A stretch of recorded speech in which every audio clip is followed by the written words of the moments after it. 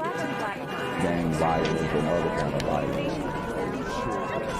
Guess what? I could be at work, at school, in my car. I could still get shot by the police. But I could get shot anywhere. So it is what it is.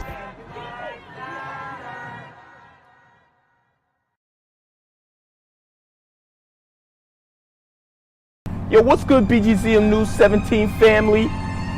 I'm at the corner of Jesse Jackson and Marcus Garvey, and I got some bad news for you.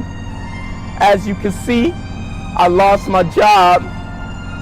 I'm out here living in cardboard boxes outside of boarded up vacant homes. YouTube said I'm done getting money out here in these streets. They even took my funky ass suit. So anything right now would help. So go ahead and hit that Cash App, hit that PayPal, hit that GoFundMe. Hell, cop the merch. Or if you want to make the long-term commitment to the Jinquavius Jackson Fund, join the Patreon so that I can continue to put out top-notch content each and every day. Also, check out the Rumble, where there is absolutely no censorship. Link in the description box below. Hey, yo, ain't that nigga Jinquavius? Yo, I recognize. No, that's not me no more.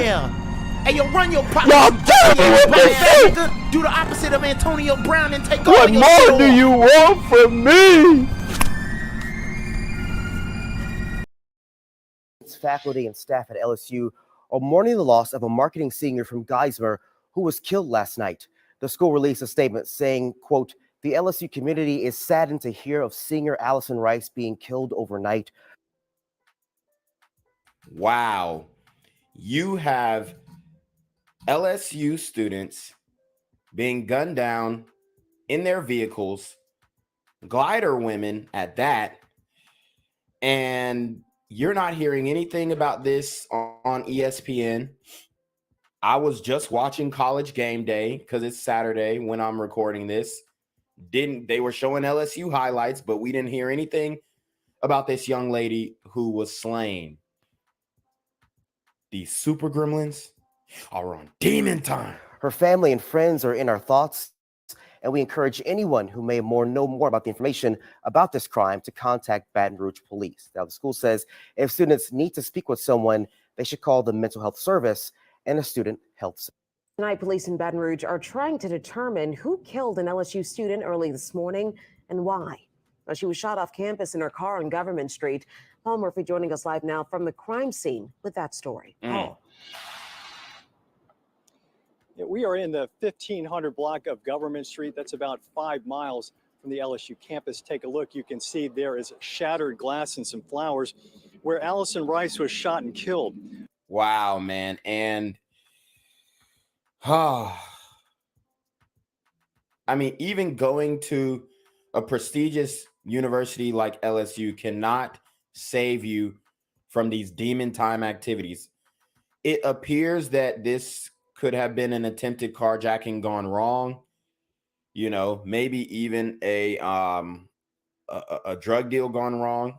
Maybe she was trying to cop a little something and trusted the wrong super gremlins, as we see happen very often.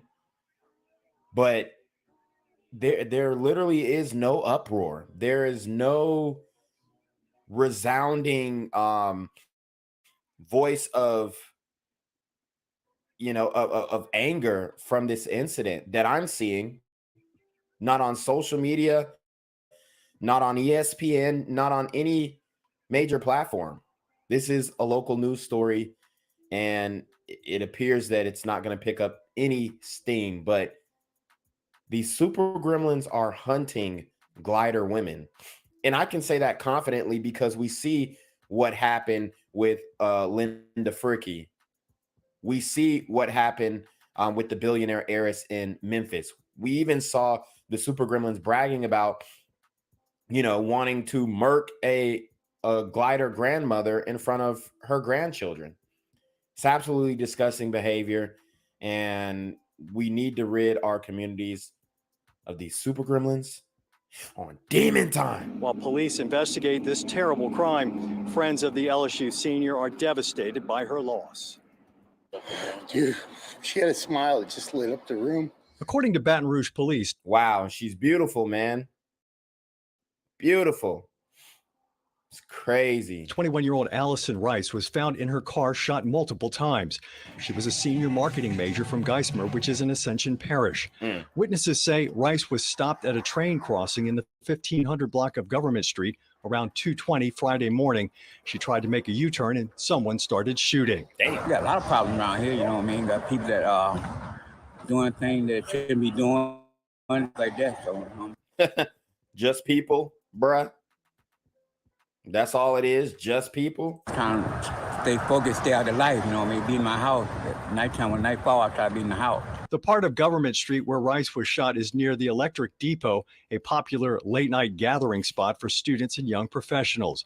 Baton Rouge police are investigating the shooting.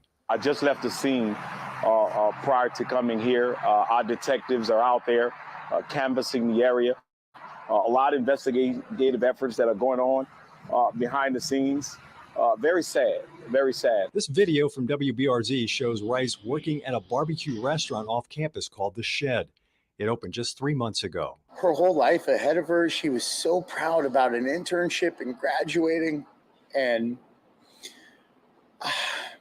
it was, I mean, she was just such an amazing girl with so much ahead of her. It's just devastating. My staff, they're crying.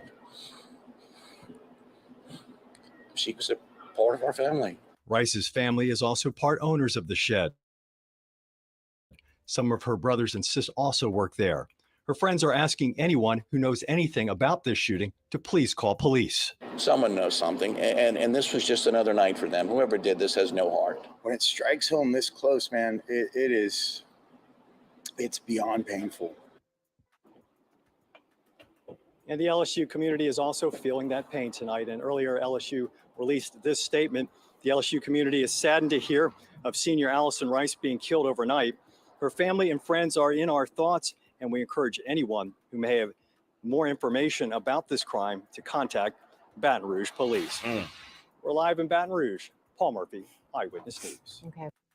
Good evening. As we come on the air tonight, fear, sadness, and anger after an apparent random act of violence. An LSU student shot dead on Government Street in downtown East in Baton Rouge. She was trapped by a passing train when someone opened fire in the middle of the night. Allie Rice was shot multiple times and died in the front seat of her car. Police aren't sure right now who did it. There's no sign anything was stolen. Police have been working the streets all day canvassing that area. We have talked to businesses along Government Street who say they have turned over surveillance video to detectives. News 2's Katie Easter live at the scene tonight, leading off our team coverage. Black rubber gloves, shards of glass, and flowers are here where 21-year-old Allison Rice was found shot to death early this morning. Police still searching for a suspect. And isn't it so crazy that even once the suspects are found and apprehended, you still can't say, yo, man, I mean, I think we have a real problem in the community, especially when it comes to brothers completely just hunting white women. I mean, it's very upsetting that this is occurring, you know, and it makes all the other brothers look bad. You know, it is very tough to for the community to recognize this issue and actually speak up about it, which they won't. But, you know, if I have to be a lone wolf in this, then I guess that's what I'm gonna have to do, because there's absolutely no reason why this woman should be dead. There's no reason why she shouldn't have the ability to graduate from the prestigious university, LSU. There's no reason why she shouldn't be waking up this morning, going to a football game, watching it with her friends, you know, getting a little too drunk and Ubering home with her girlfriends. There's no reason why she should not be tailgating right now. I mean, this is extremely upsetting. RIP to this young lady. But as we know, the super gremlins, are on demon time. And answers. Neighbors say a crime like this in this area is no surprise. The only signs of what happened on Government Street before sunrise Friday was the yellow crime scene tape and shards of glass in the street. It's where 21-year-old Allison Rice, who went by Allie, was found shot to death in her car around 2 a.m. She was a senior at LSU studying marketing and in Dutchtown High School where she was a cheerleader. I know it was like a loud call, a loud sound. People who live in the area heard the gunfire but didn't see anything. Of course, they didn't see anything. And this is what the community does. No snitch policy in full effect. Doesn't matter who it is, whether it's a brother, a sister, a glider, male or female, it doesn't matter. They ain't snitching. Sources say they believe Rice was turning around at the tracks as a train came by. That's when someone shot her multiple times through her windshield. I heard the train, but I didn't pay the mind to the train. I was paying to the gunshot fire. Police spent all day Friday trying to piece together what shreds of information they could gather. I assure you that we are exhausting all investigative efforts to identify the person or persons responsible for this homicide. I guarantee the super gremlins who killed her are, I'll say, 21 and under. People who live nearby say they're not surprised something so tragic happened in the area. So much goes on out here, you know what I mean? You really can't go around. Like somebody 6 months old, I box. It don't make a deal about the shooting. I but like every other night you hear shooting, somebody shooting. So kind of dangerous to walk down through here because, like I said, you see an ice box, you'll do anything. Community members hopeful whoever killed the college senior is arrested. Wow. Again, we saw police out here canvassing the area all day today. Anyone with any sort of information is urged to contact the police. Live in Baton Rouge, Katie Easter, WBRZ News 2. A shocked community at this noon hour with news of an LSU student shot dead. Her car riddled with bullets while she was stopped on Government Street earlier this morning. You are getting a look here. 21-year-old Allison Rice was a senior at LSU and a native of Ascension Parish. We're told Rice was a 2019 graduate of Dutchtown High School, where she was on the homecoming court. As we now turn to the... Wow. I mean, her teeth, perfect. I mean, everything about this woman is perfect. And the fact that somebody could be so heartless and cold and, you know, take her life is absolutely disgusting, man. Like I said, there's no reason why she should not be watching the game right now. It's absolutely ridiculous. Investigation into her death. The big question here at midday, why did this happen? Our Chris Rosado joins us live from the train tracks on Government, where police found the victim. Chris?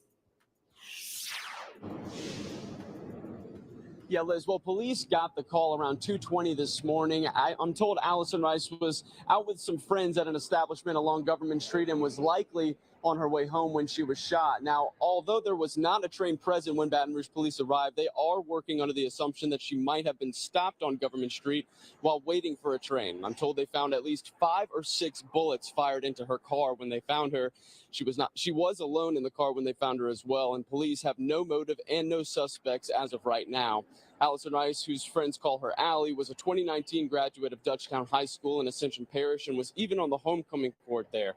And as a senior at LSU, she worked at the Shed Barbecue on Burbank. A short time ago, I talked to her boss over there, clearly heartbroken by the news of her death. We just were talking the other day, and she's had an internship lined up. She had just such an amazing, bright future. And everything was just on the up and up, and she was about to graduate, and it's just so senseless and devastating that someone as bright as her would be taken from us this like early. Now, LSU is offering counseling for students who need it as they absorb this news. I'll also be speaking with BRPD in the next hour. I'll be updating our web story as soon as I learn more, and I'll also have another live update for you coming up on 9 News at 4. Live along Government Street, Chris Rosado, WAP 9 News. Back to you. Okay, Chris, thank you. By the way, the mayor's office just releasing a statement saying the senseless violence is completely unacceptable. She says her office is coordinating a meeting with the presidents of LSU, Southern University, BRCC, along with student government leaders and local law enforcement to talk about safety for all college students in Baton Rouge. You can read the mayor's full statement on the 9 News app. It's hard to tell. I'm here on the corner of MLK and Frederick Douglass, where a shooting just took place. And as you can see, it's a pretty rough area. So I'm basically risking my life reporting on this madness. So make sure you do me a favor and hit the subscribe button. Like the video, hell, share the video. And make sure you go ahead and leave a comment down in the comment section to continue the discussion on how we can find solutions to all this son violence in the streets. I'm Shanquella Jackson, here live, reporting from Atlanta, Georgia, BGZM News 17.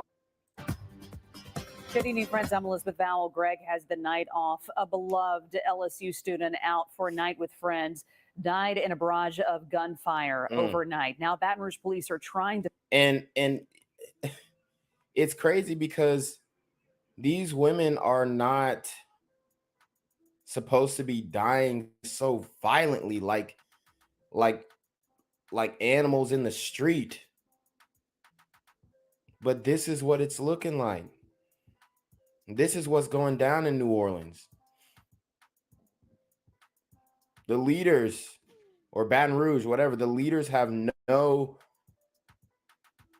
control over these super gremlins in their city. To find her killer and answer the question everyone is asking. Why did this happen? We have team coverage tonight, starting with our Chris Rosado on the police investigation. He joins us live. Good evening, Chris. Liz, good evening. I'm right here on Government Street, right by the train tracks. Look, you can even still see some of the glasses that's left over from where the incident happened. This is where police found 21-year-old Allison Rice at around 2:20 this morning with 6 bullets in her car. Police spent the better part of the day searching for any surveillance footage from businesses near the murder scene as they try to find the killer of 21-year-old Allie Rice. Tragic incident that happened around 2 a.m. this morning, 1500 block of Government Street. Our detectives have been working hard since early this morning. We're told the LSU senior had been out with friends at an establishment in Mid-City and is believed to have been heading home and had possibly stopped for a train crossing Government. We're reaching out to members of the community and businesses out there to see if they have a bit of information for us, surveillance footage. We have evidence that's at the scene, that we have processed. Allie worked as a bartender at the Shed Barbecue on Burbank, along with her 2 brothers. Her father is one of the investors in that business. The owner there tells me she was just like family. Allie's been here since the very beginning. She was one of our first employees. Wow. She was always just bright, smiley, bubbly. She was a staple here. Owner Luke Forsman tells me how the last time he spoke to Allie, she could not wait to begin the next chapter of her life. We just were talking the other day, and she's had an internship lined up. She had just such an amazing, bright future. And everything was just on the up and up, and she was about to graduate, and it's just so senseless and devastating that someone as bright as her would be taken from us this like early. Even though they stayed open for business today, they did so with extra heavy hearts. I think the current administration right now in this town is, every day there's murders in this city, and it's a dangerous city in general right now, and they need to do a better job protecting the people. Yeah, and he's right. They need to do a better job protecting the people. Obviously, they're still on the criminal justice reform wave, defund the police. And these policies are going to sweep through the country nonstop, in my opinion. I think it's going to be a minute before they really catch wind that, hey, all these justice reforms and things like that. I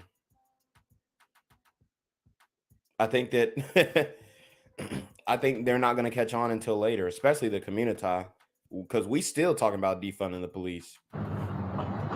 Now, Allie's aunt tells us today that the family's just in shock. She was just about to graduate LSU with a degree in marketing. Truly, truly, truly sad. Live on Government Street, Chris Rosado, WAP 9 News. Liz, back to you. All right, Chris, certainly a tough story. So Allie, we've learned, grew up in Geismar. She graduated from Dutchtown High School. A shocked community at this noon hour with news of an LSU student shot dead. Her car riddled with bullets while she was stopped on Government Street earlier this morning. You are getting a look here. 21-year-old Allison Rice was a senior at LSU and a native of Ascension Parish. We're told Rice was a 2019 graduate of Dutchtown High School, where she was on the homecoming court. As we now turn to the investigation into her death, the big question here at midday, why did this happen? Our Chris Rosado joins us. And I'm going to tell you guys right now, there are multiple reasons why this would happen, but there really doesn't have to be when it comes to the community. That's why they call it senseless. There's absolutely no real apparent reason why these super gremlins would murk her. Just a lot of these guys are just going around doing these things just for the fun of it. This is what you guys don't understand. Live from the train tracks on Government, where police found the victim. Chris? Yeah, Liz, well, police got the call around 2:20 this morning. I'm told Allison Rice was out with some friends at an establishment along Government Street and was likely on her way home when she was shot. Now, although there was not a train present when Baton Rouge police arrived, they are working under the assumption that she might have been stopped on Government Street while waiting for a train. I'm told they found at least 5 or 6 bullets fired into her car when they found her. She was alone in the car when they found her as well, and police have no motive and no suspects as of right now. Allison Rice, whose friends call her Allie, was a 2019 graduate of Dutchtown High School in Ascension Parish and was even on the homecoming court there. And as a senior at LSU, she worked at the Shed Barbecue on Burbank. A short time ago, I talked to her boss over there, clearly heartbroken by the news of her death. We just were talking the other day, and she's had an internship lined up. She had just such an amazing, bright future.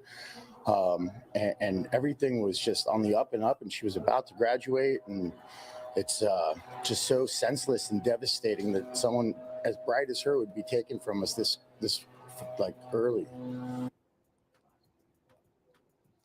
Now, LSU is offering counseling for students who need it as they absorb this news. I'll also be speaking with BRPD in the next hour. I'll be updating our web story as soon as I learn more, and I'll also have another live update for you guys coming up on 9 News at 4.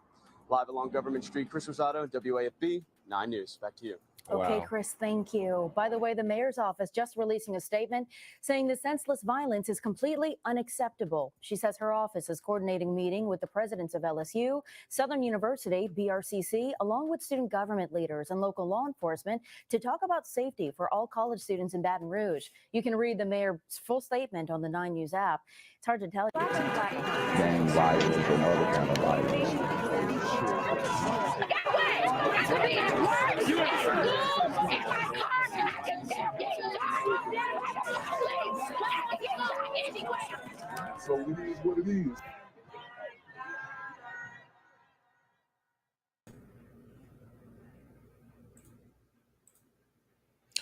What's good, cyberspace? It's a Black Gen Z mindset. Make sure you go ahead and like, comment, share, subscribe, and let's get into the video. So, guys, I wanted to talk about this Shanquella. I'm not really 100% sure how to pronounce her name, but I want to talk about this situation. The information has come out, and the woman who actually laid the final fatal blow on Shanquella was a woman named Winter Donovan. But first, I do want to go over some housekeeping things, guys. As you can see, my channel has been demonetized. Okay, so you guys can't send super traps anymore. It was fun while it lasted, guys. I'm sure that my channel won't be here for much longer. The feedback that they gave, they said it was harmful or hurtful content that is incendiary demeaning or promoting violence or hatred, especially on the basis of protected characteristics. When in all actuality, I think my channel is actually doing the opposite. We don't promote any violence on this channel. As a matter of fact, we speak out against it vehemently. So how they surmise that my channel was inciting violence is beyond me. Now, they have given me the option to submit an appeal, which honestly, I mean, they make you go through this help desk or some bullshit.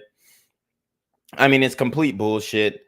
It's a vague ass reason. So guys, you know what to do. Go to my backup channel, BGZM News 17. Guys, subscribe to the Patreon.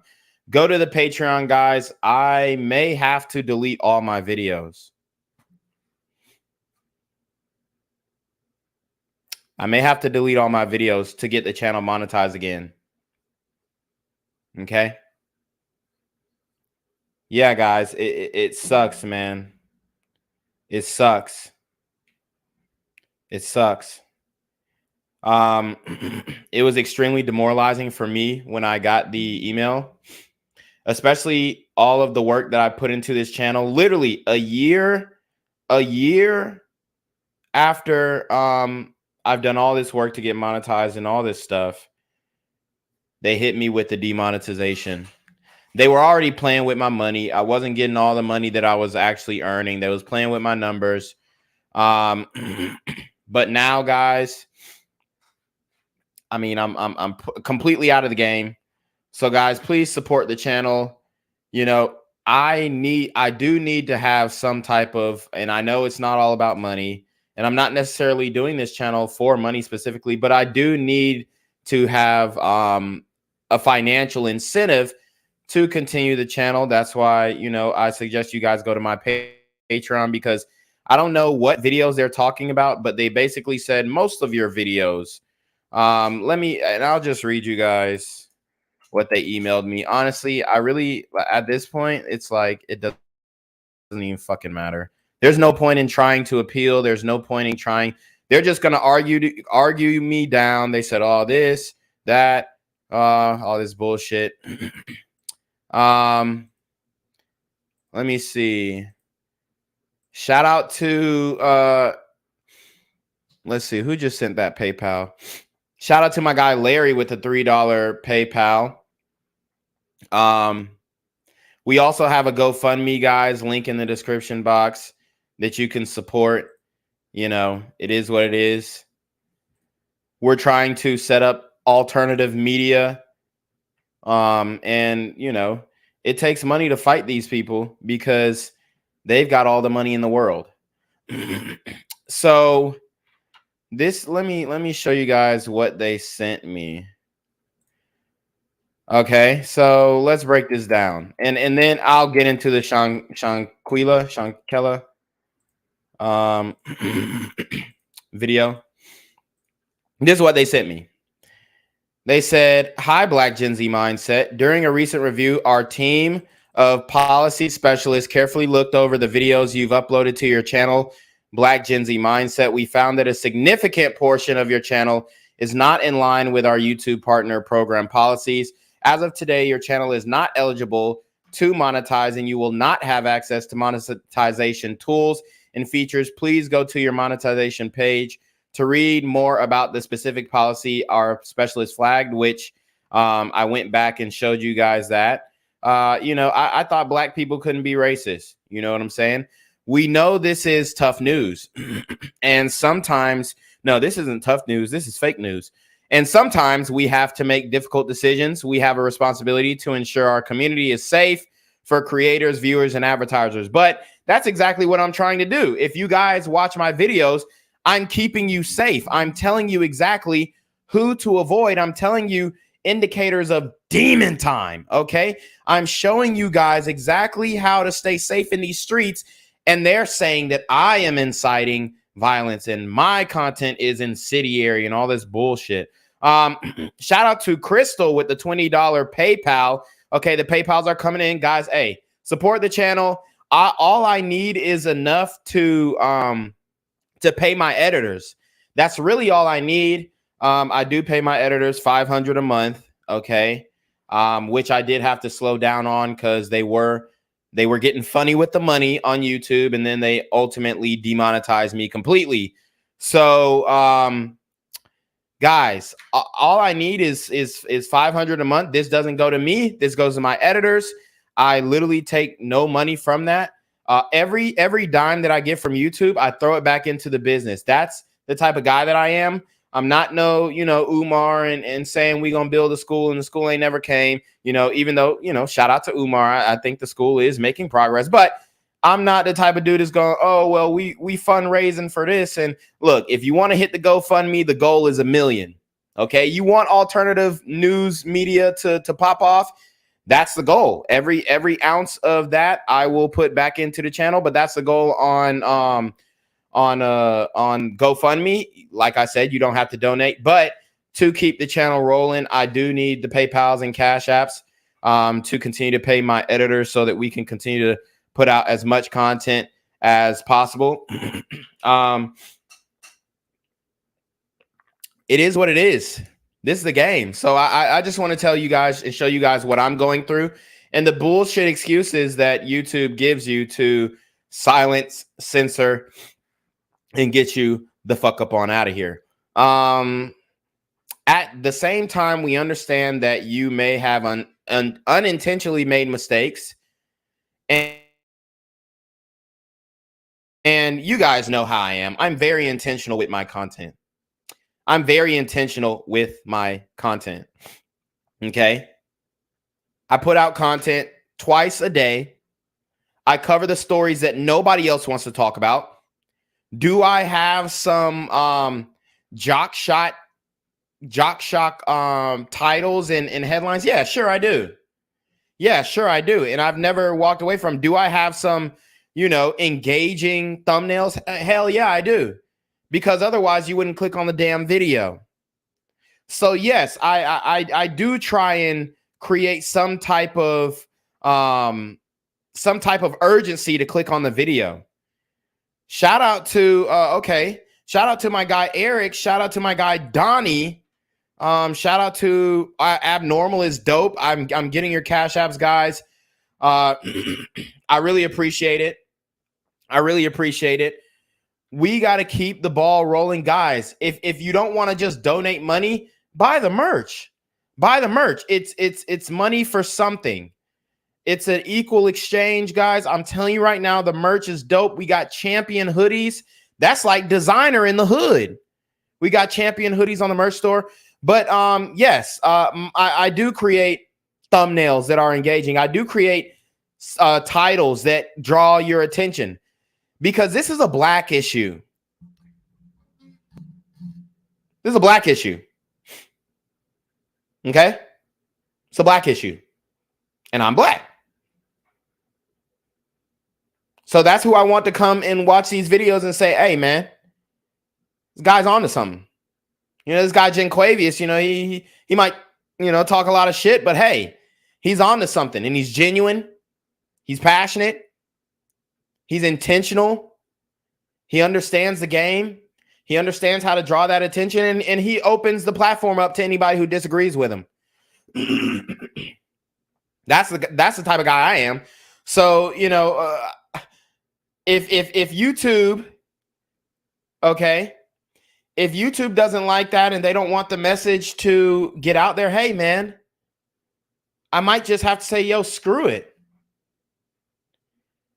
Because the message is more important than the social media oligarchs, okay? The message is more important than the censorship. I want to keep doing this, guys. I really do. I do need support. I'm not saying that, I'm going to necessarily do this for free as well. We do need support. But at the end of the day, like I said, everything that I get, I'm reinvesting into the channel, whether it's running ads, whether it's paying for editors to upload more content. I'm trying to get back to 3 videos a day. I was with that. When my editors were working, I had to, lay them off temporarily in order to get back right. Because I'll just keep it a buck with you guys. When I had 3,000 subs, I was making $2 grand a month. When I got to 6,000 subs, I was making $400 a month. I had to fire all of my editors. I had 2 full-time editors. They chopped up my lives. They worked on my BGZM News 17, and YouTube just boom. They said, not so fast, young man. So they say that's why you'll be able to reapply for the YouTube partner program in 30 days. This 30-day time period allows you to make changes to your channel to make sure it's in line with our policies. Now, guys, this could be seen as fair. Oh, we give you 30 days to reapply. We give you 30 days to reapply, whatever. This could seem fair, but I think this was intentional in the way that they demonetized me, because I have a community guideline strike, which I got the community guideline strike from the video that I did, which is still up on BGZM News 17. You should go and subscribe. It was actually perma-banned from my Black Gen Z Mindset channel. But if you do want to see that live video, go to BGZM News 17 and you can check it out. But basically, that video that got me the community guidelines strike was called Kanye is Right. George Floyd died of an overdose. George Floyd's family sues Kanye West for $250 million. And that video was perma-banned from Black Gen Z Mindset. It is still up. It's still live on BGZM News 17. So after this, if you guys want something to do, maybe, y'all need to pass the time. It's a 2-hour live stream. Go check it out. It was great. It was dope. We read the whole autopsy from the medical examiner. I did have the PDF available. I did link the PDF in the chat, so you guys can go to the PDF of the autopsy and read the medical examiner's report. But yeah, guys, they're on my ass. They're on my ass. I'm not letting up. I'm still rocking with Ye. I'm still rocking with Kyrie. We're not letting up, okay? We're pushing the same damn message. I'm not leaving. I'm not fucking leaving. Okay. Shout out to Wolf of Wall Street. But anyways, they say what this means for your channel. You'll continue to have access to most creator features on YouTube that enable you to grow your audience, build your community, and manage your videos. You can upload, edit, or delete your videos, read, respond, or moderate your comments, analyze your channel performance in YouTube analytics, get best practices and strategic advice on the YouTube creators channel, connect to other creators in the YouTube help forum. And then they said there is no change to how your videos are promoted in our search and recommendation systems. We all know that's fucking cap. We all know that's cap. There's no change. Dude, my subs don't even get my notifications when I go live. My subs don't even get my notifications when I go live. How to monetize again. To reapply for monetization, you should start by going to the monetization page. To review the policy your channel violated, which they're saying a substantial amount of videos are hateful. So what the fuck? Do I just delete all my videos? Then review your videos with your YouTube partner program policies and our community guidelines in mind. The next step is to edit or delete any videos that violate our policies. How the fuck am I supposed to know what violates policy? I mean, seriously, you can read the shit, but everything is so vague. When have I ever incited violence on the channel? When have I ever told anybody to do a violent act on this channel? Never. Never. In 30 days, you'll see the option to reapply to the monetization page. If you reapply, our review team will carefully look over your content again to make sure it now meets our YouTube partner program policies. We will email you and update you on YouTube Studio as soon as the process is complete. Note that as mentioned in the partnership program terms, the YouTube terms of service continue to apply to your use of the YouTube service, even though your partnership program terms are terminated. Please also note that standard YPP eligibility criteria, 4,000 public watch hours and 1,000 subscribers will continue to apply here also. So that's what they're hitting me with. And and they're like, oh, well, why don't you appeal? Let me show you what they said toward the appeal. Okay. Let me show you what they said toward the appeal. And my representative is Evan. Shout out to Evan. I'm sure you're watching right now. I do think the demonetization was bullshit, but hey, Evan, I love you just the same. He says, thanks for reaching out. Thank you for reaching out. I know it's really concerning that your channel gets demonetized. Let me provide you with some information about this. Upon carefully checking, your channel is out of compliance due to harmful or hateful content. So they're saying, learn more on our hate speech policies. We found that a significant portion of your channel is not in line with our YouTube partner program policies. Your channel is not eligible to monetize, and you will not have access to monetization tools and features. Please go to your monetization page to read more about the specific policy our specialist flagged. And this is the message that they send me after I said, hey, what do I need to do to be back in compliance? Hey, what do I need to do to make sure that I'm good? Like, hey, what videos should I delete? What specific videos should I delete? Okay.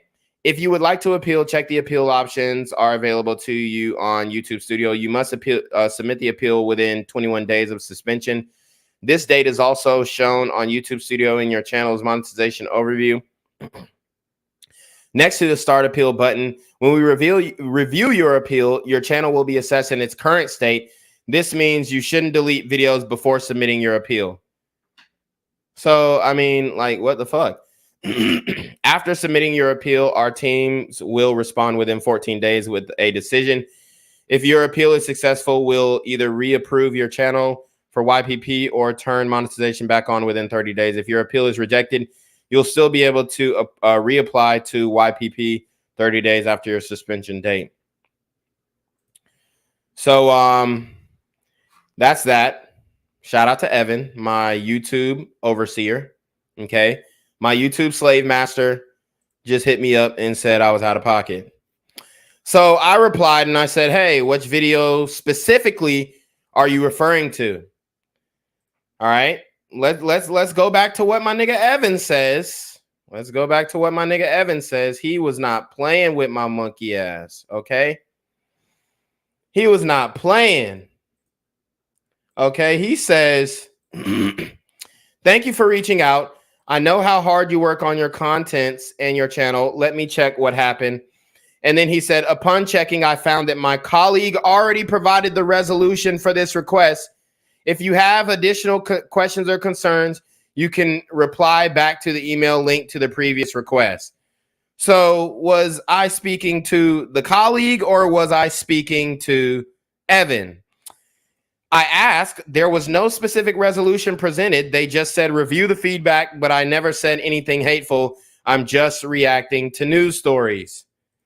So that's what I replied back. That was on November 17th, yesterday.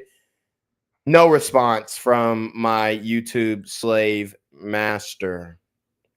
Okay. Okay. So there you have it, guys. It's pretty much over. I'm going to keep uploading content. I'm going to keep creating content. I need you guys to support me on other platforms. Instagram, Twitter, whatever you guys can find me on. Rumble, locals. I'm pretty sure I got my locals set up. It's going to be a rough it's going to be a rough terrain to overcome. I might have to start putting out less content, maybe one video a day instead of two. I really love putting out 2 videos a day. Guys, y'all don't know how much I enjoy making this content, making the thumbnails, making the videos, doing my commentary, going live, speaking to you guys. I never glamorized the violence. I've always condemned the violence. I've always said that these super gremlins were on demon time. Burrito gremlins on demon time. Glider gremlins on demon time. Fried rice gremlins on demon time. I never specifically targeted one, one group. We do stories on everybody who's committing crime. It just so happens that we have more crime in the community than anywhere else. Okay. And it is what it is, man. It is what it is. So I did want to get that out of the way before we got into the meat and potatoes of this story. But we are going to talk about today Shanquella. Shanquella. Not really completely sure how to pronounce her names. But man, guys, I mean, what a fucking bummer, right? Like what a damn I mean, it's just the censorship is truly disgusting. Truly I mean, it's just fucked, honestly. Like there you can't win. There's no winning against this. There's nothing you can do, okay? And like I said, I don't know how long I will be on YouTube. I don't know how long they'll allow me. I'll be on the chat. I'll be on the platform as long as they'll have me. But I'm also not going to be an unwelcome guest in an unruly house. Okay. I'm also not going to overstay my welcome. Okay. So you know, I'm just a blip. I'm nobody to these YouTube oligarchs. I'm nobody. Okay. And that's how they want it. That's how they like it. And that's how they, you know, want it to stay. The only way that I can become a somebody is if you guys support me. I'm going to tell you right now, I've been feeling the support in this live for sure. But over the course of my channel, and I'm not even talking about financial, you know, people not hitting the like, people not commenting after the video, little shit like that. It matters, guys. It matters. Okay. So let's get into the video with Shanquella. Yeah, they did Shorty wrong in Mexico. When we did see this story, we did initially, at least what I thought that she I thought this was the same story that came out of New Orleans about the kindergarten teachers. But then I realized that it wasn't. So I was like, oh shit. There were 2 Black Americans that were you know, that died in Mexico within the same week. So this is crazy, y'all. We're gonna break it down. I am going to do my best to get a comprehensive outlook on what happened in this story. So let's keep going. Answers after their 25-year-old daughter died while on a trip to Mexico. Shanquella Robinson's parents say that she visited Cabo San Lucas last month with friends. And those friends claim that she suffered from alcohol poisoning before she died. But disturbing new information has emerged, causing her family to question what they were told. Salamandra Robinson is Shanquella's mother, and she's joining us now. And I got to tell you, I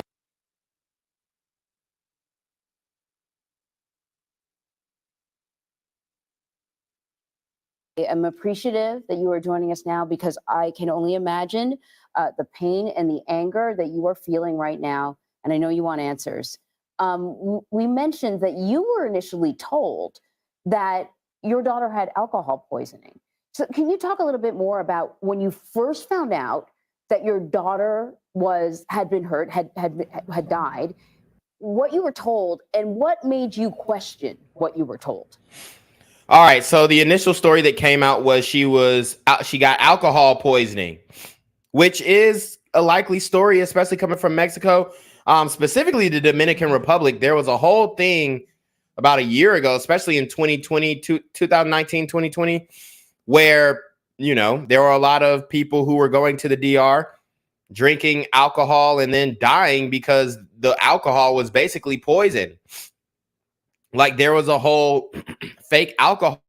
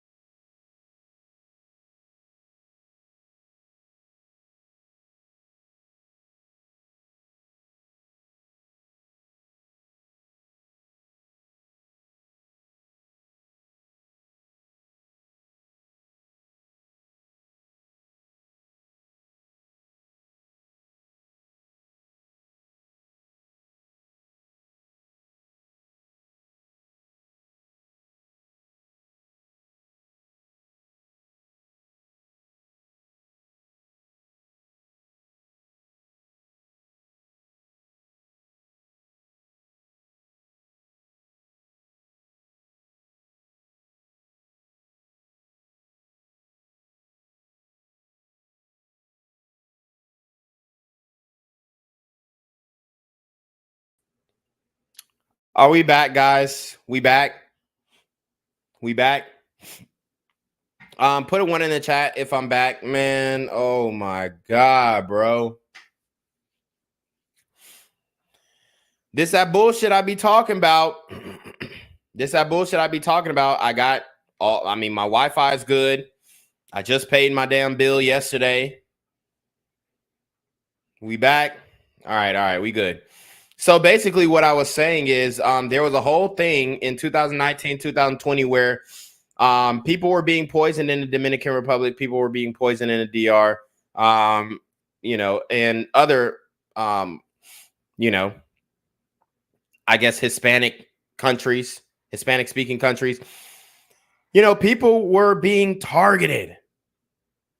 And a lot of Americans were actually losing their life drinking this poisonous alcohol that was being served at public bars. So, you know, alcohol poisoning is a likely excuse, but not so good of an excuse when there is physical trauma visibly on the woman's body.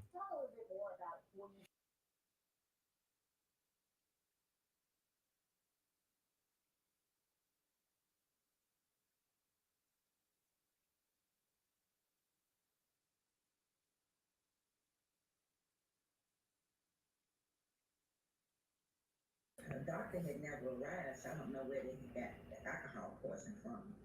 So at that time, they said a doctor was on the way to examine her, and she wasn't responding as they told me. Said she was resting a little bit, but she wasn't all the way responding as normal. So I told them to keep me informed, and I wanted to know why they couldn't take her to the emergency room. They said because they needed $5,000 cash to be seen in the emergency room. And I said, well, she has. Damn. So you heard what they said? Off rip, they said, nah, we need that bread to see her in the emergency room. Now that's cold. That is cold, y'all. Ain't that crazy? They needed 5 bands. I mean, shit. Ain't no damn Obamacare down there, bruh. Ain't no Obamacare down there. Okay?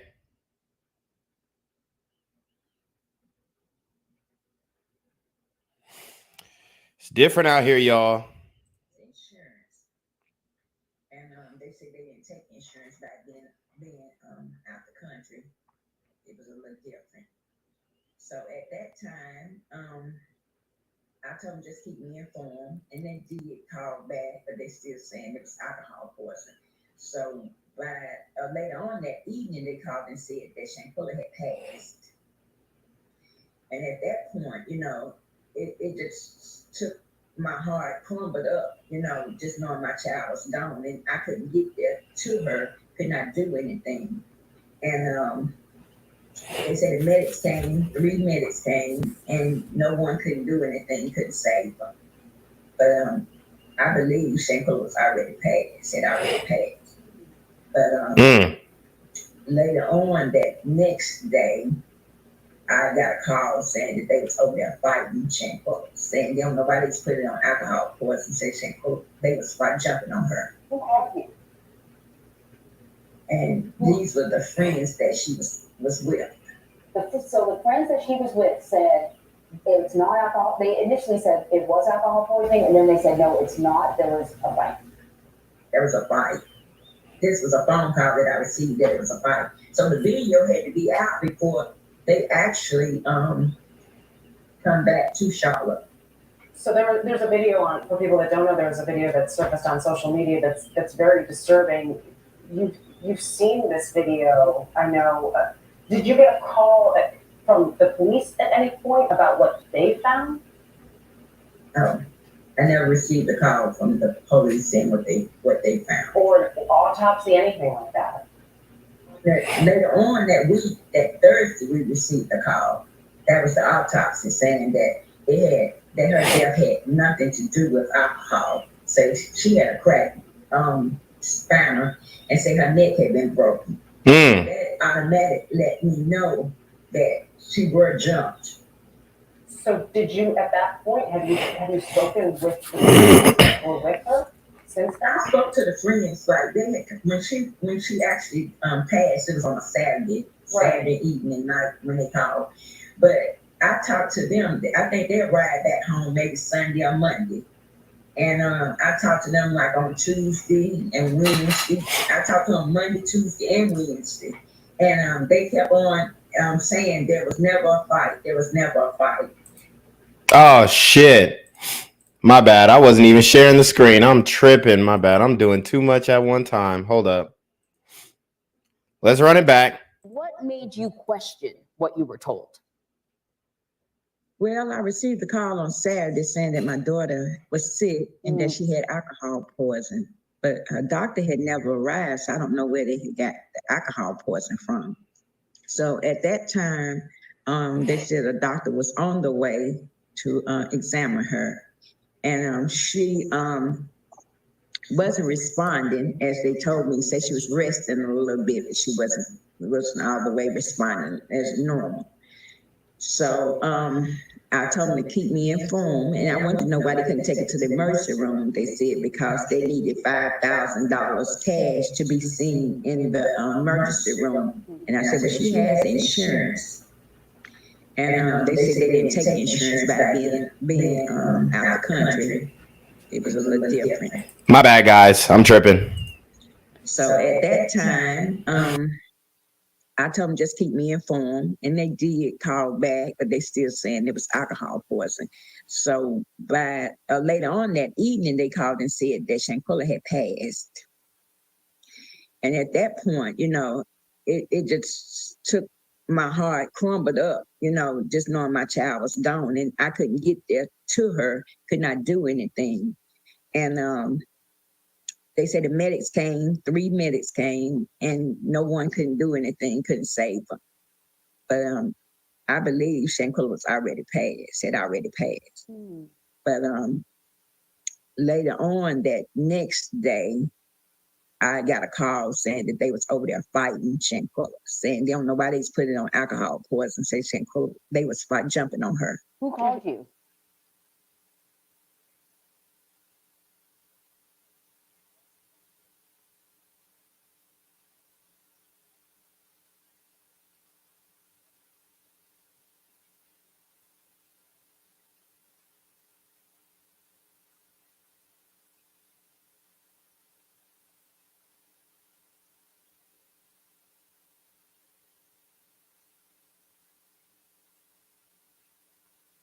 And these were the friends that she was with.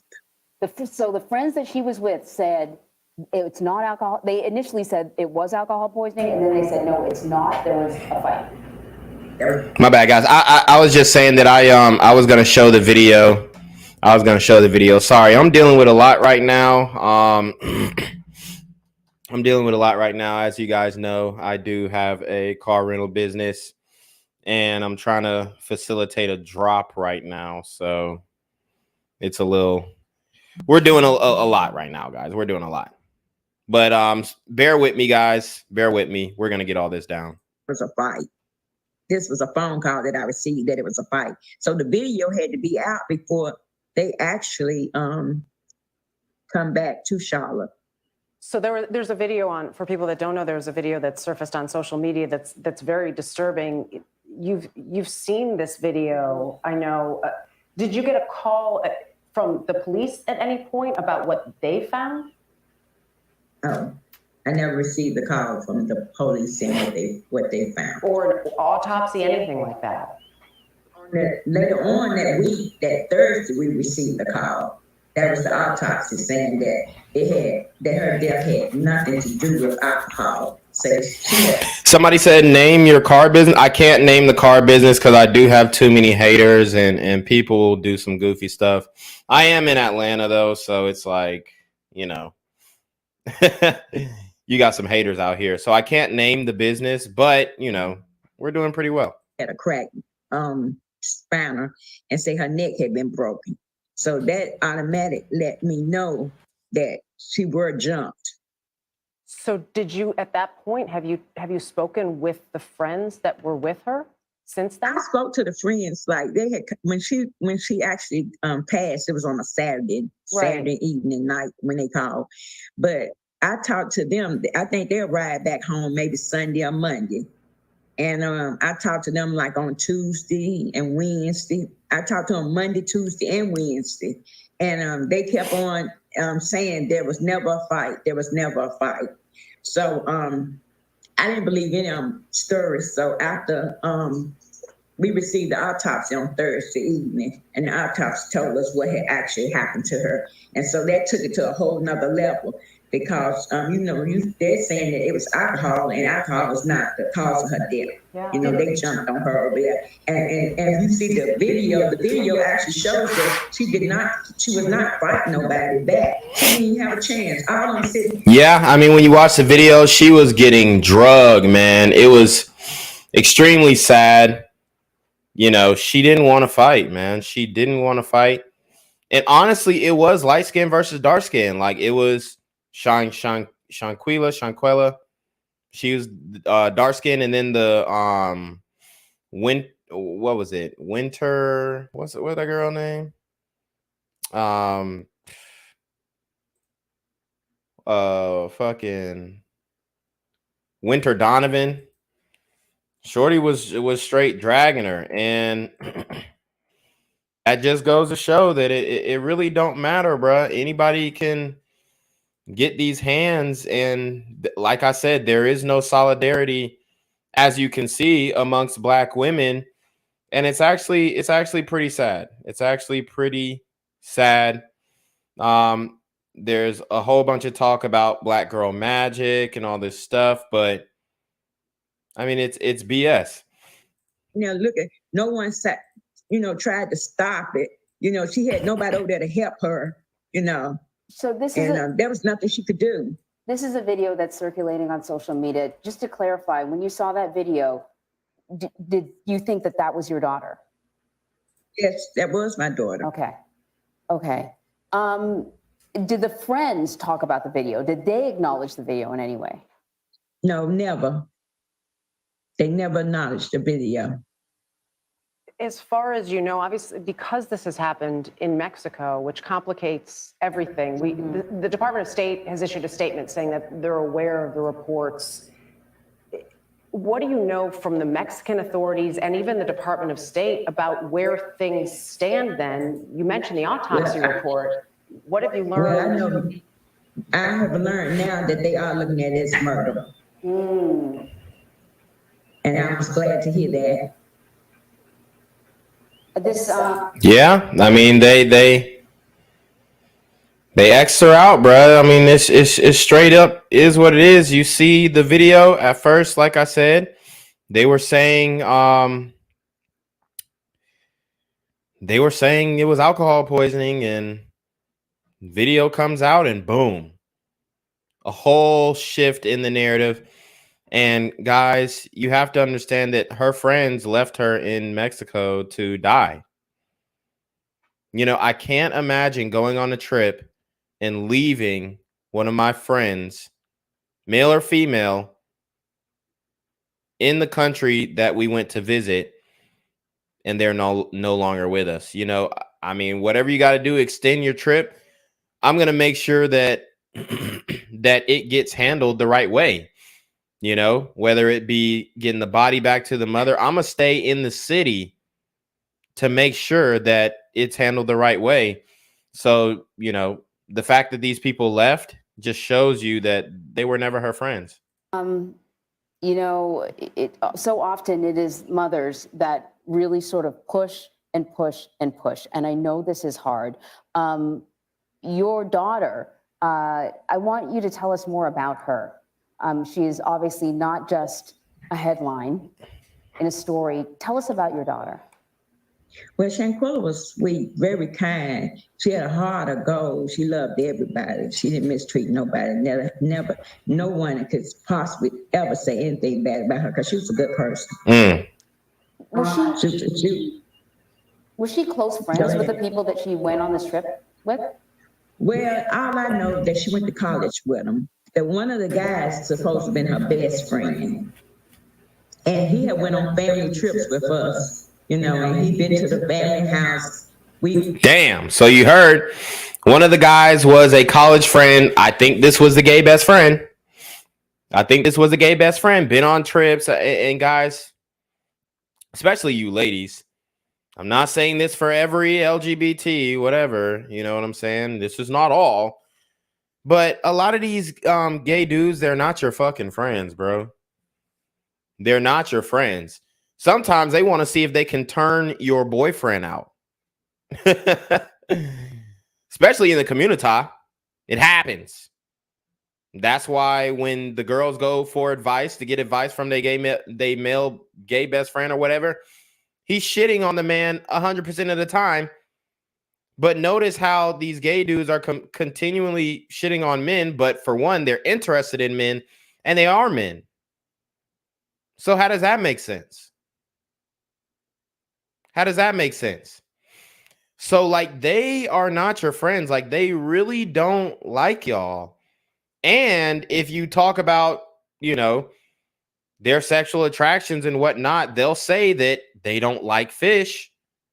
Now, why are they calling women fish? Why are they describing their genitalia as fishy if they're supposed to be in solidarity with women? We've all been on trips together, you know, just good time.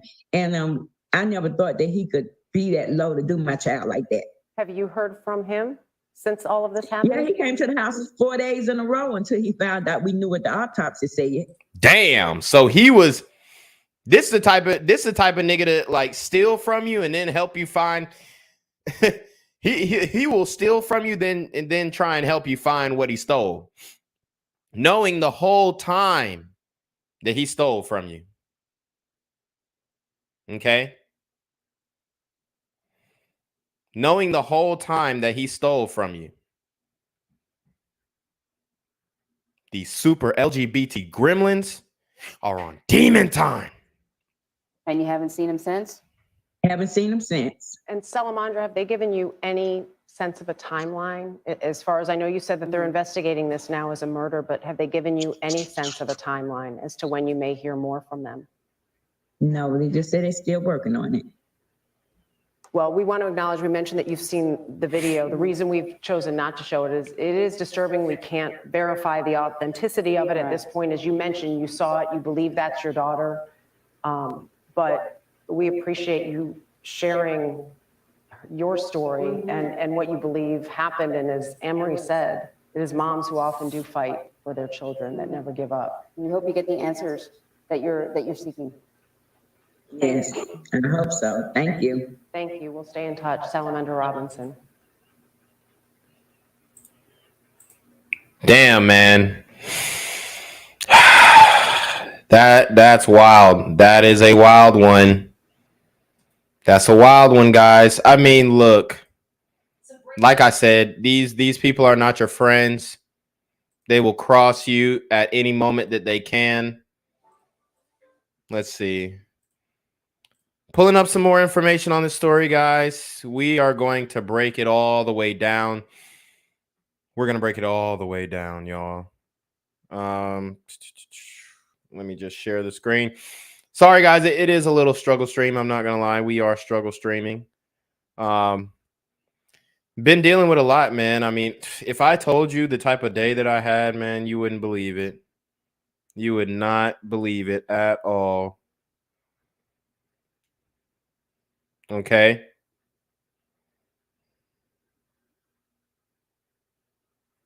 Let's get it. Some breaking news just into our newsroom within the past hour. We're learning that the Charlotte FBI field office has officially opened an investigation into the death of a woman on vacation in Cabo, Mexico back in October. Now, Queen City News first brought you the story about Shanquella Robinson's mysterious death last week. As anchor Morgan Francis reports, police investigating the case are sharing what they've discovered so far. Thursday, Mexican authorities told Queen City News Shanquella Robinson's friends lied to them about what happened to her prior to her untimely death on October 29th. An officer investigating the case says they interviewed 2 friends at the villa in Cabo who said Shanquella Robinson had alcohol poisoning. The same story her family says they told them. They said she wasn't feeling well. She had alcohol poisoning. They couldn't get a pulse. It wasn't until her autopsy came back that Mexican police discovered she had a severe spinal cord injury and atlas luxation, which is instability in the uppermost vertebrae. They also didn't see this video showing Robinson get violently assaulted until Wednesday.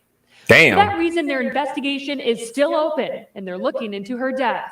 There's a huge financial incentive to keep Cabo open and to keep people feeling safe.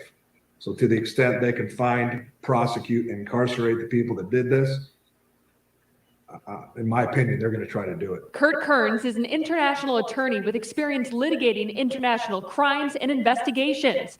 Some of what he has to say might not be the most promising news. It's a sovereign state. So that's the first misunderstanding a lot of people have, is that, hey, man, if I'm an American and I'm in trouble somewhere, boy, they'll come to my rescue. And the reality is, not unless there's a really big interest internationally in coming to your rescue, because they will not upset international relations with a sovereign nation just to help out. The police officer investigating the case tells Queen City News if they find evidence that leads to an arrest, they have authority to bring the group back to Mexico and, quote, they will have to answer to Mexican law. While the FBI and U.S. State Department say it's not their jurisdiction, it doesn't mean they can't investigate either. Upon invitation, FBI can come in and assist. Upon, invitation, the State Department can get more and more involved, but it's only upon invitation, i.e., do they want us there? So you hear that? It gets tricky. Overseas. There isn't much that U.S. officials can do to save your ass, unfortunately, in these situations. That was Morgan Francis reporting. Police again are urging anyone with information to contact the local FBI office, and they will relay that information onto Mexican authorities. And I ain't even gonna cap, like, if these individuals were, I'm not trying to help them out any, okay? I'm not trying to incite violence, but I'm just saying, they're literally a bribe away from getting away with this. They're a bribe away. Okay, guys? That's how dangerous it can be when you get, deleted overseas like that. They're a bribe away from getting away with this. If all of them came together, like I said, I'm not hoping that this happens, but if all of them came together and said, hey, we all got $2,500, they pay one cop, I'm telling you, this could potentially go away. And that's the scariest part. Okay? It's the scariest part. Answer. Okay, hold up. Let me go back. My bad. Let me pull up this one. Well,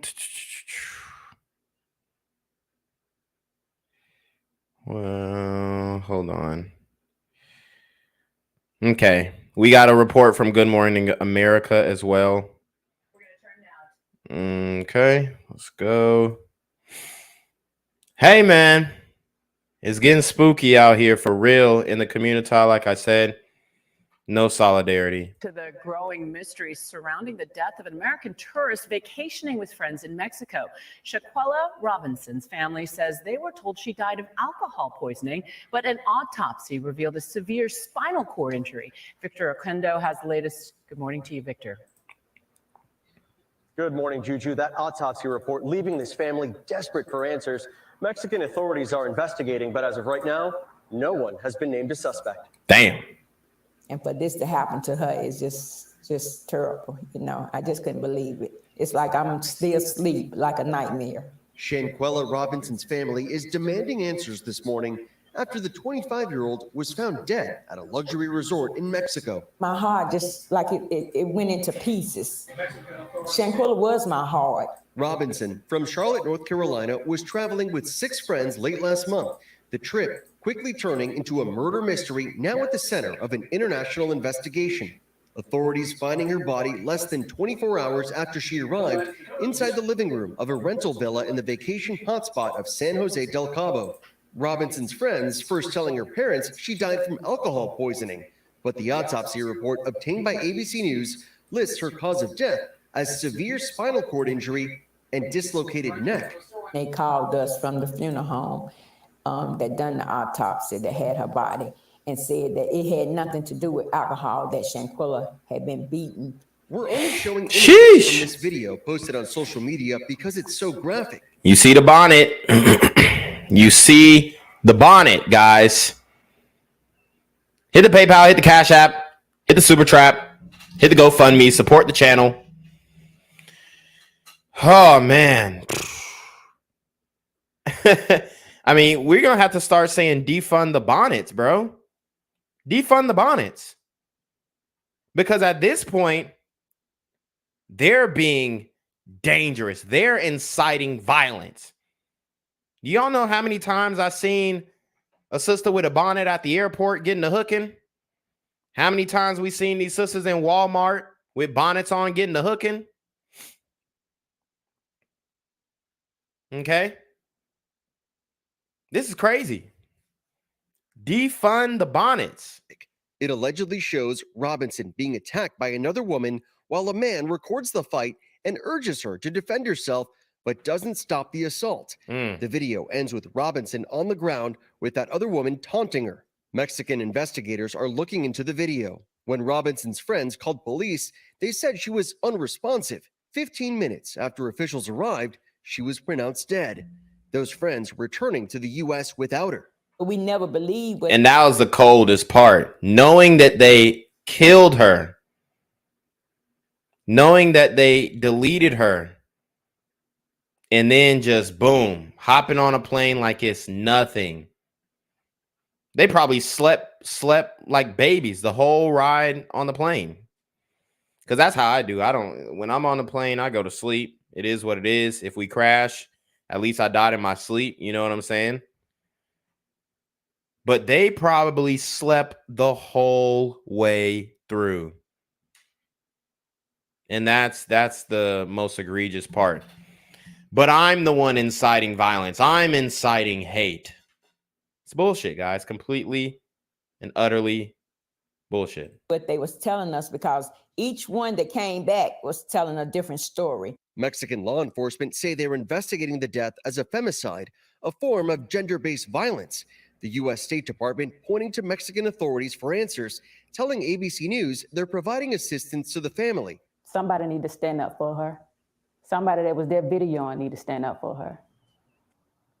Now, there is a list of people who are on the reservation for that room, and Robinson's family says that authorities here in the U.S. are now speaking with everyone on it. Juju, there are still so many questions here. All right, guys. So I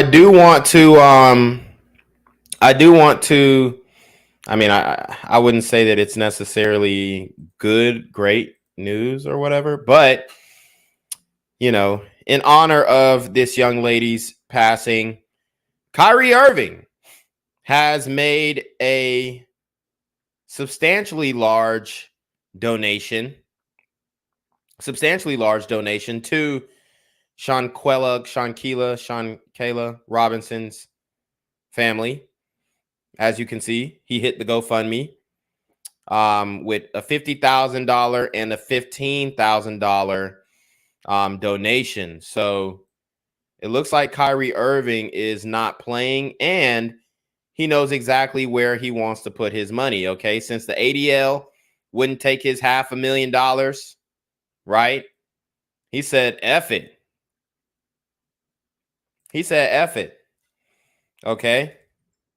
He said, I am going to donate to the causes that I find important, the causes in the community that I think are, or that I think need to a light shed on them, right? So shout out to Kyrie Irving. They want to bury this, but as you can see, Kyrie Irving has the top donation. If you look at all the donations, look, why is his donation not at the top? There's 2.1K donations. And I mean, damn. I guess it's going in chronological order. So I'm not really sure when he made this donation. It had to be recently. Because we can get down to the last second of when he actually donated. Okay, we can break it down to the last second of when he actually donated. Oh, let's see.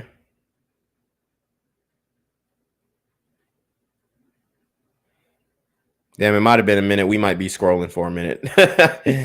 But as you can see, he does have the top donation. Okay, 3 hours ago. There you go. You just click it. 3 hours ago, he made the donations, 15,000, 50,000. Now it's all over the blogs, whatever. The GoFundMe says, my name is Keela Long, the sister of Shanquella Robinson. My beautiful sister recently went on a trip to Cabo, Mexico with people she believed were her friends. During the trip, she was found dead. Her associates claimed she died of alcohol poisoning, but the death certificate from the Mexican government contradicts this statement, as it reveals a broken neck and cracked spine, and at a time of death, which is 15 minutes after she sustained the injuries. So, guys, what you have to understand is that any fight, any physical altercation that you get into, there is a high possibility, strong likelihood of death. Okay? Strong likelihood of death. You can always lose your life in a fight. And if people really understood this, then I think that they would be more apprehensive when getting involved in these altercations. The United States Department released a statement claiming no clear evidence of foul play. Wow. There's a video circulating of a woman violently attacking Shanquella. This statement is unacceptable. Yeah, that's absolutely unacceptable for sure. Sounds like a cover-up from the State Department for reasons I don't know. It didn't even happen on U.S. soil, so why are they trying to, like, just dismiss this? It's ridiculous. This statement is unacceptable, and we are beyond devastated. We continue to fight for the truth. And honestly, I mean, a statement like this from the State Department kind of opens up room for legal action. I'm not sure if the family is going to take that step as of now, but they say we face a tremendous unexpected financial burden and a great deal of pain as we prepare to lay my sister to rest. Any support you can contribute to our legal fees and other critical expenses is greatly appreciated. So shout out to Kyrie Irving. He's got about 50% of he's got about 50% of the donations here. So obviously he gives a fuck, right? Okay. He said, let me push you guys a little further along to meet your goals. You know, say what you want about Kyrie. Say what you want about Kyrie. At the end of the day, he's learning. He's trying to, you know, piece together what he understands about himself, about his people. And he's actually, you know, you can tell that he actually cares. Okay. He's on the flat earth wave, which we broke down in on my other channel. We talked about flat earth, you know. Very interesting topic there. Okay. Very interesting topic there. And I'm not going to be the type of dude to say, oh, well, you're this and you're that because you believe in flat earth. When the reality is most people believed in flat earth up until Galileo, right? And then even he was, there's some fishy things about the brother, well, not a brother, but the brother Galileo too. So very interesting, guys. Let's keep going. Tonight, the bit of mystery in Mexico as a Charlotte family tries to find answers into how a 25-year-old wound up dead. Well, conflicting reports now have the Yes. Shout out to Nate Campbell. He said Kyrie didn't play their game with the vaccine or the procedure either. Yeah, I respected the hell out of that, dude. You know, I'm not gonna say what I want to say, but look, man, there was a video that was shared to my Discord about the guy who created the procedure, who did the clinical trials on the procedure, and whose I guess whose research ultimately got published and funded and approved by the FDA. And this man didn't even take the damn procedure. He said it was illegal for him to take the procedure, which I find very interesting. But he said it's important for everybody else to take the procedure, just not him and his team. It's ridiculous. now wondering what really happened at a villa in Cabo San Lucas. Morgan Francis tonight spoke to the family and joins us now here in the studio. So Morgan, when did all this happen? Alicia, this happened about 2 weeks ago. Shanquella Robinson went to Mexico with her friends. She arrived early on Friday the 28th, and her family says the next morning she was dead. It was supposed to be a fun, long weekend for 25-year-old Shanquella Robinson and her group of friends who went to Cabo to celebrate one of their birthdays. She told me they had a chef. They was getting ready to eat. They was eating tacos, something, salad or something they was eating. And I said, well, okay, I love you. Have a good night. And I'll talk to you tomorrow. And I never talked to my child again. And she never made it back home. Robinson's mom, Salamandra, says within 24 hours of her daughter's arrival, she was dead. Figuring out how or why has only added to the family's nightmare. It started with a frantic call from Robinson's friends. They said she wasn't feeling well. She had alcohol poisoning. They couldn't get a pulse. Each one of the people that was there with her was telling different stories. It's when the family made calls to the FBI and Mexican authorities that they learned of another potential cause of death. And the autopsy came back. They said it didn't have anything to do with alcohol. Said that she had been, she had a broken neck and her spine in the back was cracked. She had been beaten. Salamandra says the entire group came back from Mexico, leaving her daughter's body there. Nearly 2 weeks and $6,000 later, her body is back home, but answers have been hard to come by. You know, I know that's not going to bring my child back, but I want something done about it. Queen City News has spoken with officials at the U.S. State Department in Mexico who refute the claim that Robinson was murdered, saying the police's initial indication is that there was no clear evidence of foul play. Here in Charlotte, her family refuses to believe their daughter's death. Yeah, and I mean, after seeing that video, I mean, that's complete BS. This woman deserves justice. She deserves justice, y'all. Very young, whole life ahead of her. You know, around the wrong people for sure. And I think a lot of people in the community really do make this mistake. Trusting the wrong people. Putting your faith in the wrong people. I think a lot of people in the community do this because, you know, certain things that are supposed to be normalized and certain things that are supposed to be glorified in the community or that are glorified in the community, not necessarily supposed to be. But these things are a lot of times bonding experiences. Like when you see like these mass looters like go into a store, Walmart, whatever, and they just hit a lick, fill up their trunks, fill up their arms, and fill up, you know, Santa Claus bags full of clothes or whatever, right? Baby formula, diapers. I'm just kidding. We know they're not getting essentials, okay? They're getting hot Cheetos, new fits, new clothes, Jordans, Louis Vuitton. The mass looters, they're just grabbing shit that they could resell most likely and that they could put on their body and look fresh, look clean. But a lot of these experiences are bonding experiences. So I'm not saying that she participated in these types of activities, but I'm saying in the community, a lot of people, and I know they want to say, oh, well, black people aren't a monolith and all this stuff. Yeah, I get that. But a lot of us do have similar interests, and it is curated by what we see in the media, especially when it comes to the hip hop music. Going to the club, being a finesser, being a bitch who finesse niggas, like, you know, running off on this nigga, running off on that nigga. Like, certain things you bond with each other on, especially the women when it comes to finessing men. So I think that their friendship probably was built on a whole bunch of these scenarios and situations where they did things that, you know, weren't necessarily good.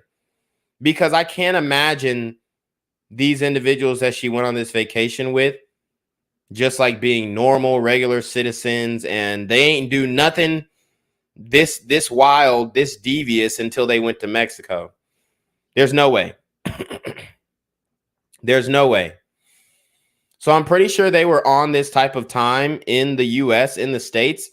Maybe not necessarily murder time, but they was definitely on demon time. Not saying Shanquella was specifically, but what I am saying is you are the sum of the 5 main people that you hang around. So if these were her friends and you could see that they lacked any type of character or morality, then you have to ask, I know that her friends are not the root of the tree, but it's like, shit, it's the neighboring tree, right? So, you know, I know they say the fruit doesn't fall too far from the tree, but once that fruit falls and then it rolls over to the next tree, y'all see what I'm saying? I think that maybe they had their relationship got stronger through doing devious things and you know, maybe not necessarily illegal, but things that you would not look at and say, oh, you know, that this is something honorable. You know, there's a lot of clubbing going on, the partying and all that stuff, and you can, you know, I'm not trying to judge her. I'm not trying to pass judgment or anything like that, but this is what I will say. This picture, like, it's doing a lot. It kind of shows you like her values in a way. Not saying you can't have nice things and not saying that you shouldn't be proud of your body, but I mean, she's got these Gucci pants on, which, you know, most likely, I don't think it's a stretch to say that they're probably fake, but she's trying to give off an image for sure. She's obviously butt naked in this photo shoot, covering up her breasts with that very long weave. So it just kind of makes you wonder, like, yo, what type of people was she hanging around? And then if she was a quote unquote good person, I'm not trying to condemn her. I ain't got no heaven or hell to put nobody in. You always got to do these disclaimers. But if she was a good person, why was she hanging around these people? So I think that you know, they were probably getting up to no good in the States and they just turned on each other. Okay. Because we all know that in the community, watching each other, you know, try to kill each other, fighting, shooting, shootouts, whatever, it's entertainment for us. Just like that brother who was filming the video that we will watch later on. Death was an accident, and they vowed to find the truth of what happened that night in Cabo. She had a heart of gold. She loved everybody, and pretty much everybody loved her. An official with the State Department told us they're helping the family obtain reports from authorities and recommend the family hires a private investigator and an attorney if they question the circumstances surrounding Shanquella's death. Alicia. So there you have it. There you have it. Got a couple more videos for you, and then we will get into the woman of the hour who actually did this to Shanquella. Not really sure how to pronounce it, even though they keep saying on the news. I don't even know if they're pronouncing it right. It's like a nightmare, man. It's you know, I can't even sleep. I'm just frustrated. My heart is just aching, man. And, as a father, man, a praying man. Bernard Robinson is begging for answers about how his daughter, Shanquella, died last month in Cabo. I just want some truth, because this don't even add up right. He says he and his wife were told Shanquella died of alcohol poisoning, but the autopsy says she died due to injuries to the spinal cord and neck. A video has now also surfaced showing someone attacking Shanquella. Through the grace of God, I think I'm gonna get to the bottom of it, sir. God ain't. And why did, my question is, why did the dude filming drop the video? I mean, that's extremely incriminating. Why is this brother wearing a mask too? Like Biden said the pandemonium was over. I mean,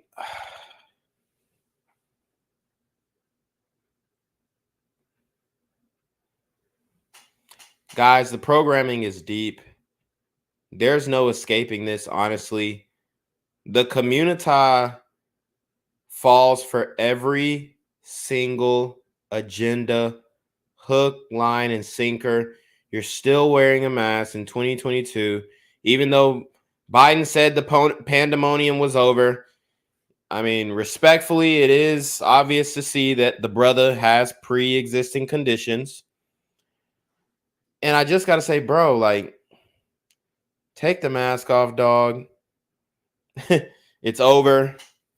I'm not going to go as far as to say what I really believe, but according to Biden, the pandemonium is over. But we still have people wearing these masks. And God not gonna fail. It's gonna come out. It's gonna come out. Information out of Cabo authorities has been difficult to obtain, so I called phone numbers associated with all of her friends who went on the trip.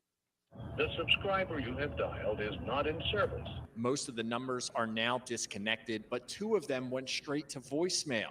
They all changed their numbers. Wow. Sorry, mailbox is full.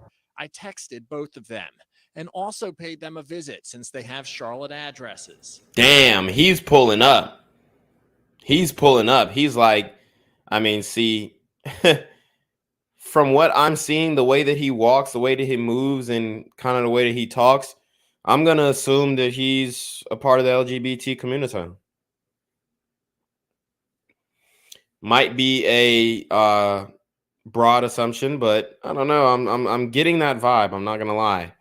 So maybe he pulled up on the LGBT brother who was filming the video and tried to call him out. Texted both of them and also paid them a visit since they have Charlotte addresses.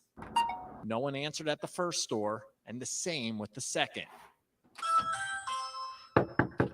And while no one was home when I rang the doorbell this afternoon, a neighbor did tell me this morning they spotted CMPD outside this person's home.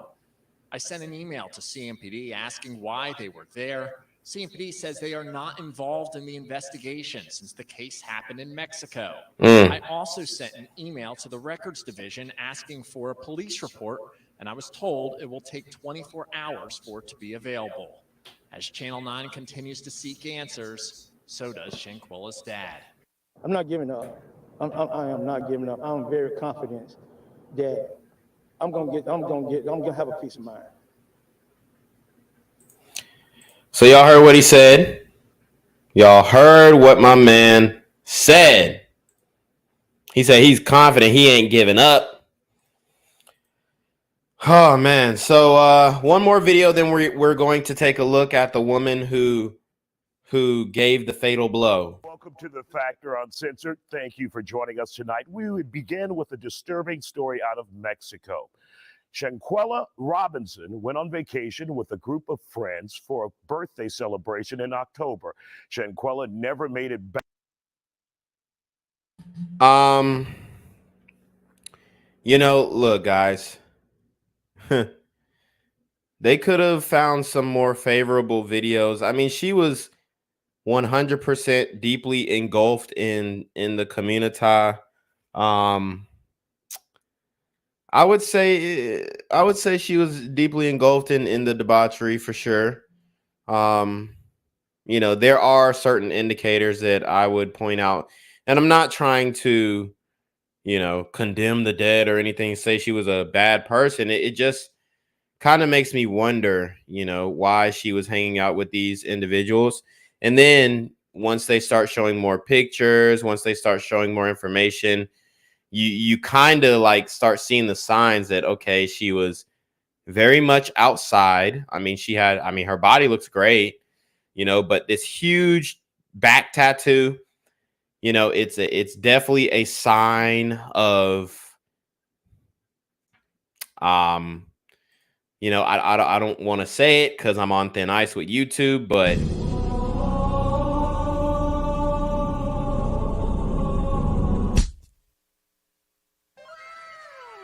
she belongs to the street. I mean, I'm not trying to go too hard, but I do have to be honest in my assessment. So could this other woman who beat her up, could she have thought that she messed with her boyfriend? Could there be some overlap when it comes to the men that they were dealing with?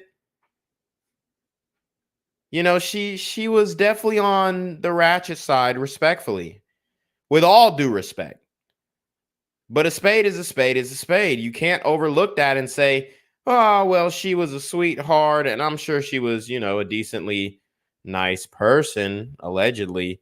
But you can't just say, oh, she was a sweetheart. She did. Like, no. Back to the United States. She was dead within 24 hours of getting off the airplane. Now, Shanquella's mother says her daughter's friends initially told her the 25-year-old died from alcohol poisoning. But the autopsy is telling a totally different story, that she may have been beaten to death. New video shows those so-called friends attacking Shanquella Robinson on vacation. Okay, now here's a video. I mean, they blurred it out. It's on Fox 26. I'll say fair use. I'll flash my BGZM logo here and there. I mean, look, they let other YouTube channels play the video. So I'm going to play the video. I mean, really, guys, what the fuck else do I have to lose anyway, right? What do I have to lose? Nothing. Nothing. I have nothing to lose. So, I mean, I might as well play it, right? Look, fair use. Fox 26 played it. Evan. That's my YouTube slave master, Evan, bro. Fox 26 played it. I'm just playing what they played. It's blurred out. It's a blurred out fight. Don't age restrict the video because Fox 26 video is not age restricted. You got to talk directly to your representative while you're filming. Friends attacking Shanquella Robinson on vacation. Damn. Can you at least fight back? No. So as you can see, she's not fighting back. He asked, yo, Shanquella, can you at least fight back? She said, no. She said no. She refused to fight her sister. She refused. Okay. Wow. So as you guys can see, she threw her to the ground. She threw her to the ground and then took the damn bonnet off. Now, this is, you can't make this shit up, bruh. You can't make this shit up. She literally took the bonnet off and threw her to the ground. Good look, can you at least fight back? No. And the bonnet comes off after. Woo, that bonnet came off fast, y'all. That bonnet came off fast as shit. And we all know usually when sisters' hair, hair falls out, the weave falls out, the wig falls off, the bonnet falls off, they're embarrassed. But they're never embarrassed about fighting and their titties falling out and fighting and their hair gets pulled out. They're never embarrassed about that. Bitch, you shouldn't have tried me. Did it what it is, bitch. Come get some more. Did it? Like, that's their attitude towards that. That is the overall attitude. At least something. At Damn. least fight back, something. Okay, I mean, she's just doing the most. That's horrible. The case has many people want. So the woman in the video actually looks different than the Winter girl. But what I'm thinking is, what they're saying is the Winter lady, she was the one who did the final blow, the one who put the final nail in the coffin. And this Winter lady, she's actually you know, she's very curvaceous, I would say, right? So let's keep watching, then we'll break down the woman of the hour. Wondering exactly what happened. Justice for Shanquella has been trending on Twitter, and the FBI is now involved. We're following the investigation as well. Joining us here on The Factor Uncensored, Todd Smith and attorney Dennis Sperling. Dennis, you travel abroad all the time. Yeah. And I'm sure you keep up with all the international laws and how. Dang, this is the first time I seen bruh's full body. He got like a big ass torso and then like small legs. It could affect you. When many people think because this murder happened in Mexico, it would be in their jurisdiction. It would hit the Cash App, hit the PayPal, it's Super Trap, hit the GoFundMe. Let's get it. Be for them to investigate. But that's not always the way it works in America. That's absolutely correct. You're an American citizen and you do something abroad, the United States still could have jurisdiction over you if that jurisdiction does not decide to prosecute you. And it looks like Mexico has no interest in following up on this, right? Mexico sees an American citizen. Hey, hold up. Dude, this nigga got my funky ass suit on? This the same funky ass suit that I was rocking. And another American citizen or American citizens having a dispute. It ended in someone's death. And now everybody's back in North Carolina, allegedly. Mm-hmm. This is where these folks are from. But bottom line is, it's in the hands of the federal government at this point if they decide to prosecute. Now, looking at this case, somebody said there's another video more to come. Okay. Put the link in the Discord. Join the Discord. Put the link in. If y'all got more video, I mean, I'll attempt to show as much as I can. Just how horrible is it? You go out of this country with your so-called friends. Yeah. They lie to your mother, saying that you're drunk and that you're sick, and they, or at least some of them, kill her. Well, you know, I've done some investigation into this, and it looks like all of the individuals attended to HBCU Winston-Salem. Y'all heard it. All of the individuals attended an HBCU. Now, this is really what we got to talk about. They're going to hate me for saying this. They might even clip this up. And let me just preface this statement by saying, I love HBCUs. I actually was about to go to FAMU, but then, you know, I had a change of heart. All of my siblings went to HBCUs. My sister went to HBCU. My brother went to HBCU. Well, all of my sisters. I got 3 sisters. They all went to HBCUs. My second oldest brother went to an HBCU, went to Albany State. My sisters, Clark Atlanta and Spelman. And then my other sister went to Jackson in Tennessee. So I am very familiar with HBCUs. I've been on campuses of HBCUs multiple times. You know, look, in a lot of cases, not all HBCUs, not all, but in a lot of cases, these HBCUs are glorified high schools for niggas. And I've been saying this for a long time. These HBCUs, a lot of them are not Black owned, not Black funded, and they also have ulterior motives, indoctrination motives. I'm not saying every single one, but I'm just saying a lot of these HBCUs do not have the community's best interests at heart. And you would think that young ladies who were from, you know, Winston-Salem College would have more sense, would have more dignity, would have more pride, would have more respect. Okay? But they don't. They don't. They're not carrying themselves as distinguished intellectuals. They are not carrying themselves as poised, virtuous, modest women. Okay? The HBCUs have had a problem with the overall culture for a long time. We covered shootings at Grambling State. We covered shootings at Clark Atlanta just recently. We covered shootings at Spelman. We covered G Herbo getting shot at on stage while performing in Atlanta. We covered Howard University leaving their students out to dry with those booty ass dorm rooms. We've covered it all. We've covered it all. Okay. I'm trying to tell you guys right now that there's a big problem with the HBCUs, especially where the funding goes. They're not going to like that. They're not going to like it, but it's the reality of the situation. Look at the books. Look at the books. Okay. Cyrus Cherry said you should cover the Alexis Crawford case. She got killed at Clark. I actually have covered the Alexis Crawford case. Alexis Crawford, look, she was pretty much, very close to family.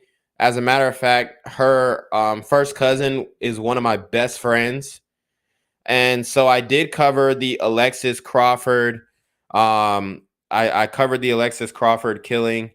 Let's see. Let me find that video for you guys because I did cover the Alexis Crawford killing.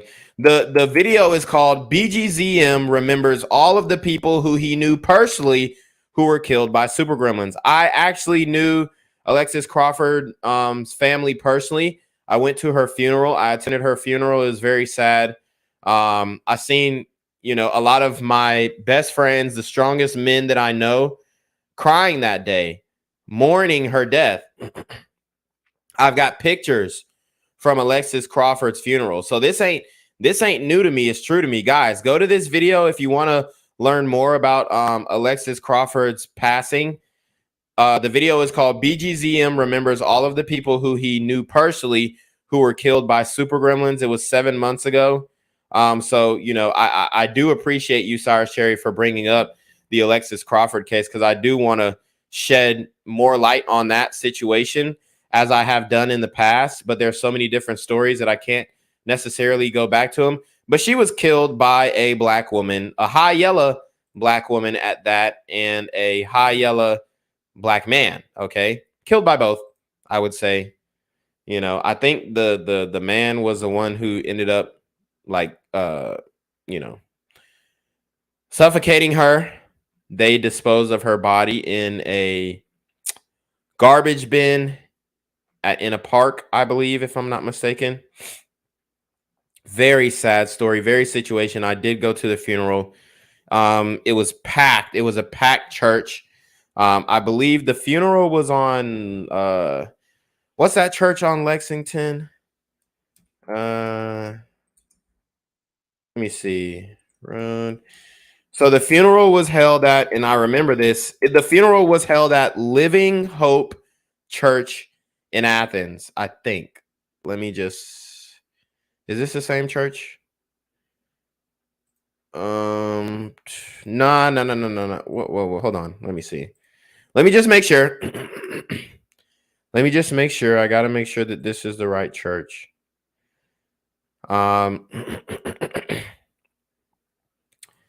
Let's see.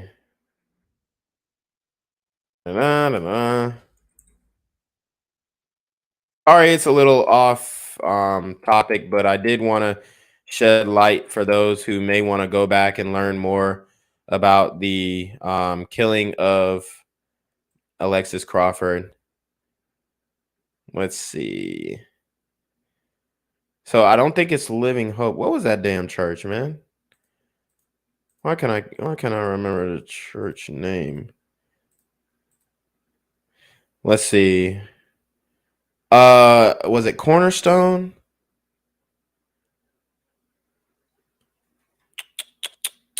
Sorry guys, I do want to I don't know why I'm obsessed with getting this right, but yeah, I actually think it was Cornerstone. where the funeral session was held. Very sad situation. Very sad situation. University. So they've been knowing each other for some time. And what I see is female on female brutality going on. And if you check the statistics, Black female on black female. See, that's what I fuck with Dennis Sperling, but we got to keep it a buck now. It's not just female on female brutality. It's black women destroying another black woman.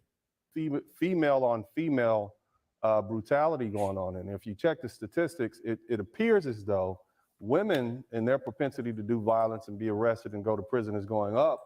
Well, on the other hand, he's absolutely right. We've covered multiple super sister gremlins on Demon Time, and women are actually getting involved with the bullshit. They are absolutely getting involved with the Demon Time activities. They are absolutely getting involved with the fuckery. They are actually getting involved with the buffoonery. They're absolutely getting involved. Okay. And the numbers are increasing. It's actually pretty scary because imagine you're a man and you were trying to date one of these women who killed Shanquella and you didn't even know. So now this woman you laying up with, you met her in the club, you laying up with her, and she has a capability to commit murder.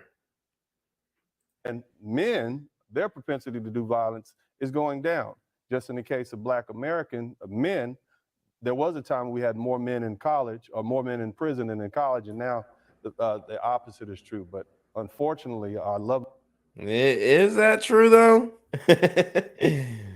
I'm gonna have to check the stats on that, my man Dennis, because I don't know if black men are outpacing the men in the penitentiary in college. I don't college educated black men are outpacing the men in the penitentiary. I mean, I'm not completely sure. Okay, I'd have to check the stats. It could be possible. I mean, it could be likely, but it's not from the way that it feels. I'm gonna just speak on the way that it feels right now. I know we're about numbers. I know we're about data, but let's appeal to our feeling. I don't know if that's completely true. I don't know if that's completely true that black men are outpacing or black men in college are outpacing black men in prison. You know, I wouldn't stand 10 toes on that stat. I really wouldn't, because like the amount of guys that I see going to prison every single day, and then when you look at the graduation rates and in these black schools, and then you look at, you know, the women outpacing men going to school, and then you look at the percentage of black men that are actually in these schools. I mean, you're not going to find that many black men in college at this time. You know, colleges are 60% women now. And then when you talk about, let's talk about PWIs, I mean, it's damn near 60% white. And the black population, I mean, pretty much, I mean, just from my experience, the black population at most of these schools predominantly are athletes. And then, you know, you have the frat brothers and shit like that. And then you just kind of have like some guys who are, I don't consider them oddballs, but that's how they would consider them in college. The black guys who don't participate in sports, don't participate in frats, they're considered the oddball blacks. I mean, I didn't make the term up. That's just how they were referred to when I was in school. The educated lame types, which, you know, shout out to them. You know, I enjoy the educated lames. I love them brothers for real. Like so many brothers who are the quote unquote educated lames who weren't so socially involved to join a frat and weren't athletically gifted to you know, join a collegiate sport team. You know, those brothers use their talents in other ways, and I have a lot of respect for them. See, I'm not the type of guy who's gonna, oh, you ain't a real nigga, you ain't bust your gun. Like, no, that's not me. Which is how I don't understand how YouTube thinks I'm inciting violence when my channel is completely against violence. And as a matter of fact, my channel is for the prosecution of the super gremlins to the fullest extent of the law. Any gremlins who do this, glider gremlins, burrito gremlins, sand gremlins, fucking fried rice gremlins, it doesn't matter. But like I said, in America, it looks like the community is taking the bulk of the criminal activity. So for him to just pull that stat out his ass, now we're seeing that stat kind of shift. I can't stand by that, bro. I can't stand by that. I like Dennis Sperling, but I don't know if I don't think, bro, you might have to check your sources. It's a Black American men. There was a time we had more men in college or more men in prison than in college, and now the opposite is true. But unfortunately, fuck it, let's just look it up. Our lovely ladies are kicking up some dust. Horrible situation. Todd, your thoughts on seeing this, where these individuals went out of town as friends, and now one is dead, and they lied about it. Now many of them are getting on social media. All right, so let's break this down. It says, and this is from pnpi.org. Okay, so it says, and this is from February 2022. This isn't that long. I guess this is a PDF of the data. Let's just break it down. We're not going to get too deep into it, but I do want to kind of address what he said. While Black students have made enrollment gains over the past 2 decades, there has been less progress in closing the degree attainment gap. Black students are also more likely to receive Pell Grants and take out federal student loans. Okay. Between 2000 and 2010, total Black undergraduate enrollment increased by 73%. However, between 2009 and 2019, the number of Black undergraduates who enrolled right after high school decreased from 2.5 million students to 2.1 million students.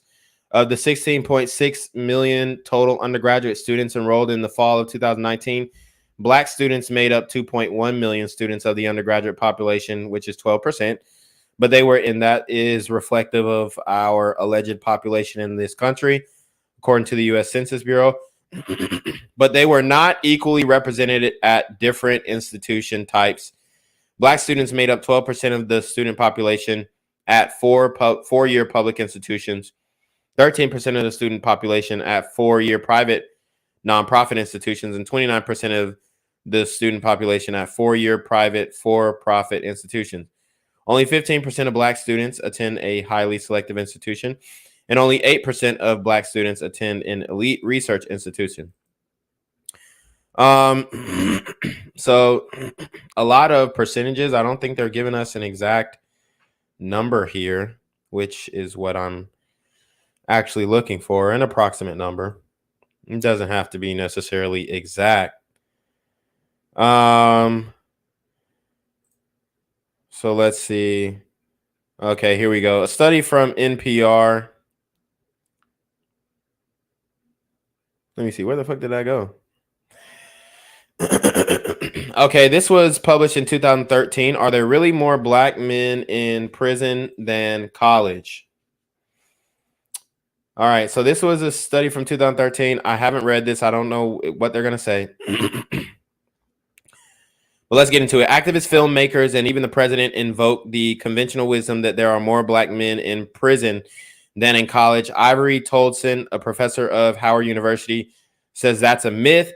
He explains his findings to host Michelle Martin. Shout out to Cyrus Cherry with a $25 Cash App, bro. Your contribution is greatly appreciated. So it says, okay, so I guess this is a transcript of the conversation. We can get through it right quick. Michael Martin hosts. Now, or Michelle, I don't know why I keep saying Michael. Now, we'd like to take a critical look at a piece of controversial conventional wisdom that you've probably heard more than once. You might have heard this in a movie. You might have heard this from a politician. You might have heard this from a TV pundit, but you've probably heard that there are more African-American men in jail than in college. even then, candidate Barack Obama talked about this at an NAACP candidate forum back in 2007. President Barack Obama, we have more work to do when more young Black men languish in prison than attend colleges and universities across America. Martin says, now that's a powerful image, but is that really true? Something our next guest has taken a look at. Ivory Taldson is an associate professor at Howard University School of Education. He wrote about this for TheRoot.com, and he says, it's wrong. There are 1.5 million Black men in college right now, and there are 840,000 Black men in prison. Okay. That's not good though. It's not good at all. Okay. I mean, it's almost identical. And I don't know what this number is looking like right now. I don't know what this number is looking like right now, but this was 2013. So from what I'm seeing, from my experience, my truth, I'm seeing more brothers opting out of university and more brothers opting into the prison system. Now, you guys can correct me if I'm wrong. It is what it is. But he says that's a huge difference. Is it really though? Is it really? Okay. It's really not that big of a difference. Okay. It really isn't. It's almost like 500,000 people. Maybe. It's not that big of a difference. And he says it's a huge difference. But in a span of 10 years, this number can increase and this number can easily decrease. And over a 10-year period, if 100,000 people increase to, I'd say every 2 years, 100,000 people increase, as in 100,000 Black men go to prison and stay in prison, depending on their sentence term. And then the recidivism rate is 85%. So that means they're most likely going back. This number has probably gained on this 1.4 million number of Black men in university. So Martin said that is a huge difference. He said, yes. Martin says, now, is that because those numbers were always wrong, or are there more Black men in college now than in prison now? Taldson said, I believe they were always wrong, and there is some debate about that. The citation of that stat came from the Justice Policy Institute report, Cell Blocks versus Classrooms, which they wrote in 2002. When they analyzed the data, they looked at the National Center for Educational Statistics head count of Black men in college and compared that to the Department of Justice count of inmates at the time. And they came up with almost 100,000 more Black men in prison than in college. Now, okay, so let's see. Let's go back over that again, how they took this study. He says, when they analyzed the data, they looked at the National Center for Educational Statistics head count of Black men in college. Oh, excuse me. And then compared that to the Department of Justice count of inmates at the time. And they came up with almost 100,000 more Black men in prison than in college. So either the Department of Justice is lying or the National Center for Educational Statistics is lying. Or maybe not so much that they're lying, but that they made a mistake. Now, what's transpired since then is there's been more than 100% increase in the number of Black men in college, as reported by the National Center for Educational Statistics. And so what I did was I pulled the data from 2001 that the Justice Policy Institute used, and I noticed that at least 1,000 colleges weren't reporting their head count of Black males then. And I also noticed that a lot of colleges that didn't report any numbers when the Justice Policy Institute wrote their report were historically Black universities. So, I mean, is that a surprise? Is that a shock that the HBCUs are not reporting their demographics to the Justice Policy Institute? Is that a shock? or they're reporting to the National Center of Educational Statistics, whoever they're reporting to. The HBCUs didn't report the numbers. They were big state universities that I'm pretty sure had some black males present at the time. Martin said, "Why do you think this myth has persisted?" Tolson said, "Yeah, well, in the 90s, there was a rapid expanse of the criminal justice population. And right now, the rate of incarceration among black males is, 7 times that of white males. And so I think that we had this feeling that something was wrong, and we got this catchy stat to go along with it." Martin says, "Well, what do you think have been the consequences of this widespread belief?" And Tolson says, "Oh, yeah, absolutely. I think there's consequences to young black males who are trying to figure out how to get into college. Then they have this ominous stat that they are more likely to go to prison than to college. Also, a lot of people who worked with our young black males in high school setting and middle school settings don't really understand the black community that well. 80% of all teachers are white. And so if this frames their understanding of who our young black males are, then their expectations are a little bit lower." Okay, so, he's not making that many bad points, but I will say it's getting close. If there's not more black men, young black men in prison than in university, or if there weren't then it's gotta be like, those numbers gotta be neck and neck now, because I just can't see it like not going the other way, and that's an unfortunate thing. It's a very unfortunate thing. Let's see what y'all talking about in the chat. Okay. All right, let's keep going. Trying to tell their story, their side, but it's just unforgivable. But I think you said it right earlier. You said so-called friends. People have to be careful about who we call friends. There's a meme that's going around that says you could be friends with somebody for years, and it takes you years to realize they were never your friend.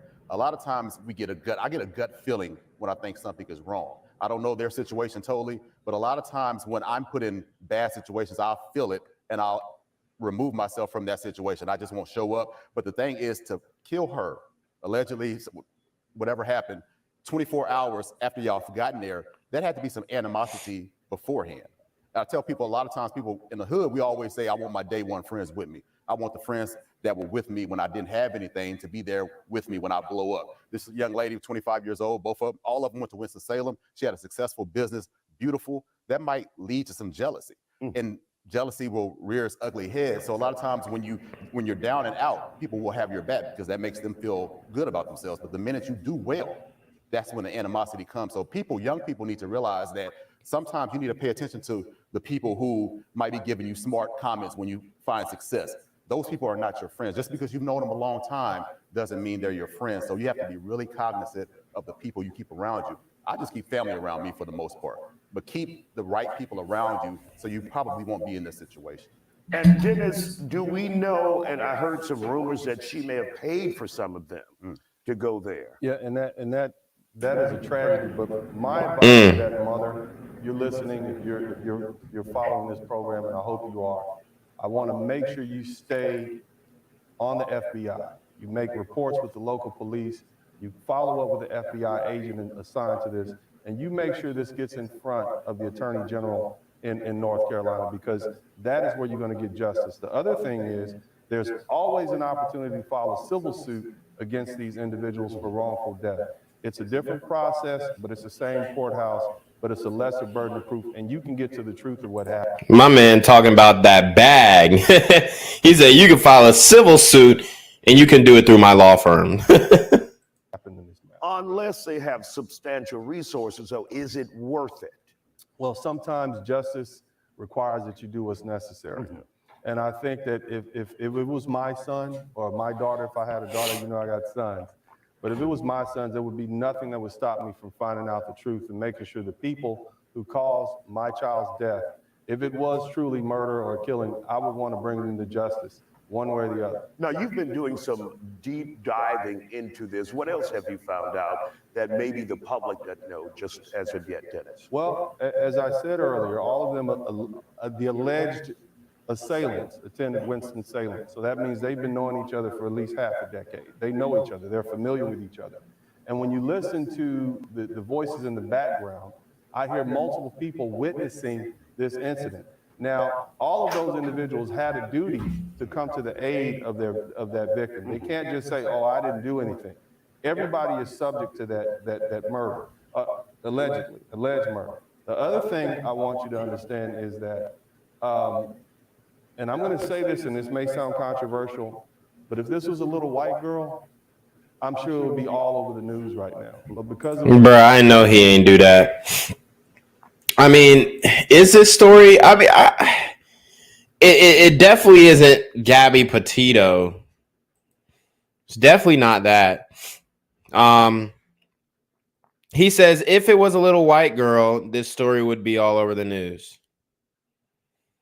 If it was a white girl who killed another white girl in Mexico, I'm sure it would get some airtime.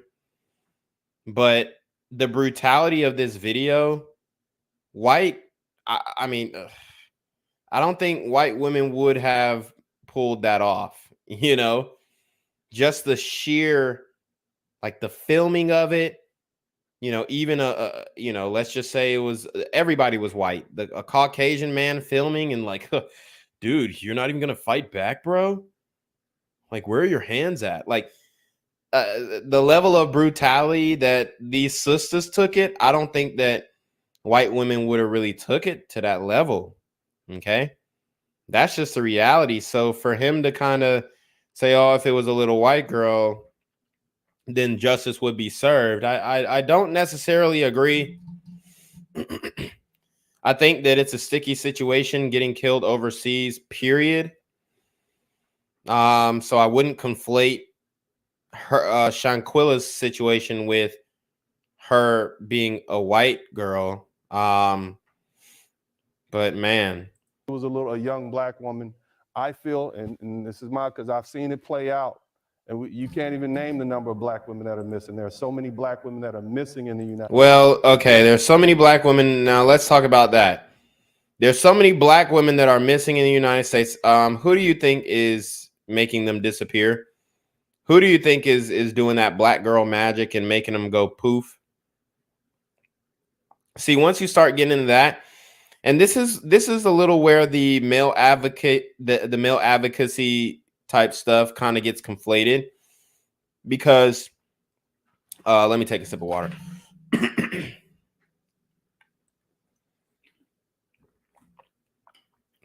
This is where the male advocacy stuff kind of gets conflated, because on one hand, it's like we're talking about black women going missing, and then you have to ask, oh, well, who's making them go poof? Then it goes back to black men, guys. It goes back to black men. When it comes to black women missing, I'm going to tell you right now, out of all the black women missing, I would say if there's 100 black women missing, maybe 1 or 2 of them, maybe, and this is luckily, maybe 1 or 2 of them were abducted or killed or, you know, hidden by a white person. I'm telling you that right now. Obviously, we did have that that weird case with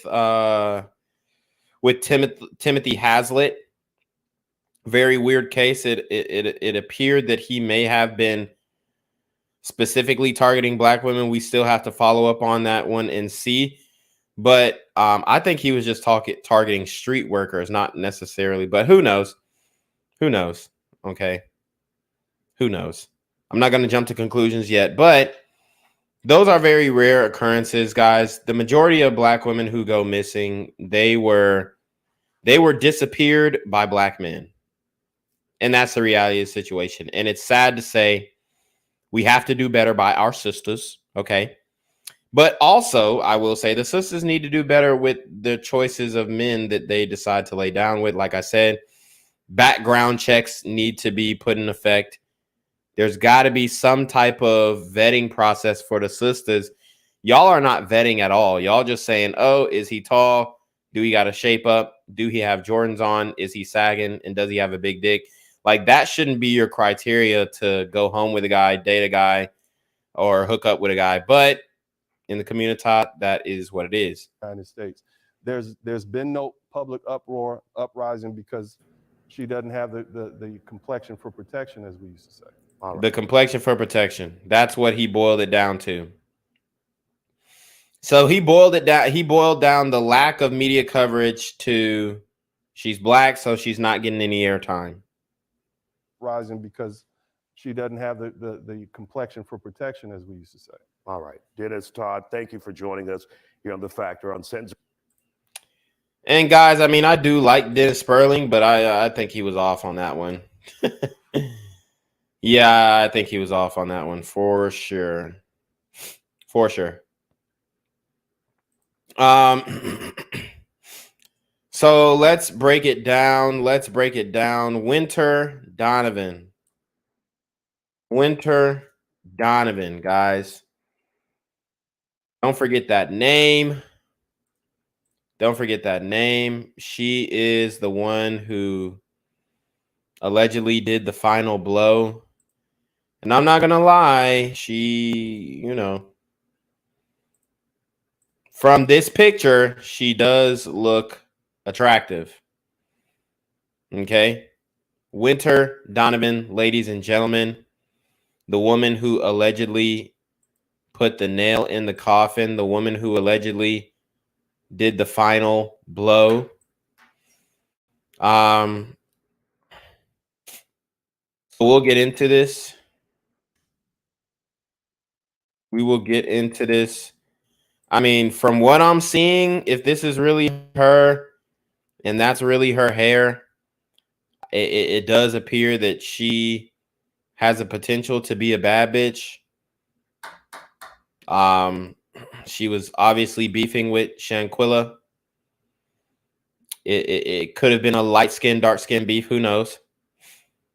But I mean, as you can see, she got that ass.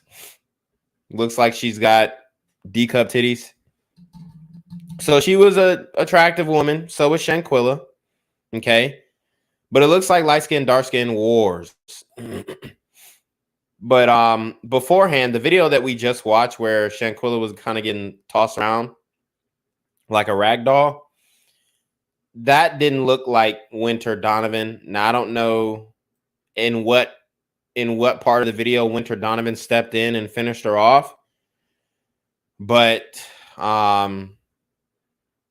you know, niggas would fuck. Niggas would fuck. Okay. If she went outside, you know, niggas wouldn't even know. This is how wicked it's become when it comes to dating in the community.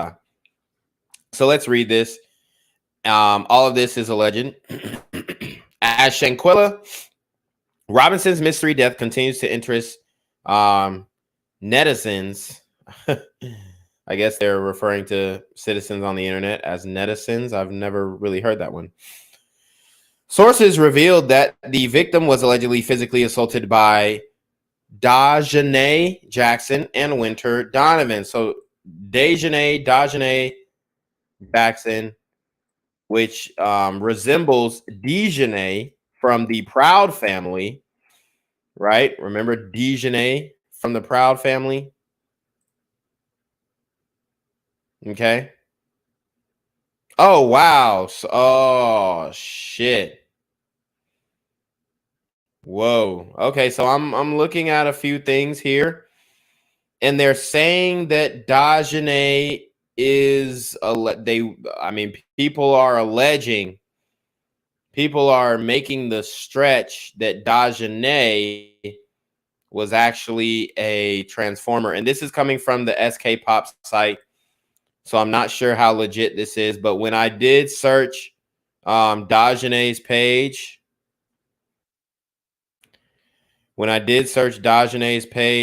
or when I searched her name on it, or I don't know. I don't really know if it's a man or a woman at this point. There were some pictures that came up. Let me find that again.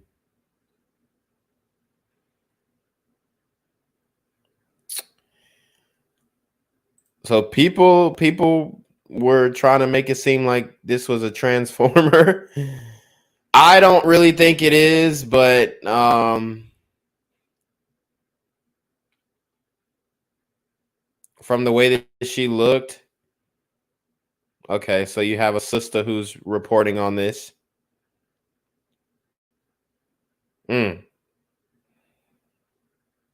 Okay, so you got a sister who's following this shit pretty well all the way.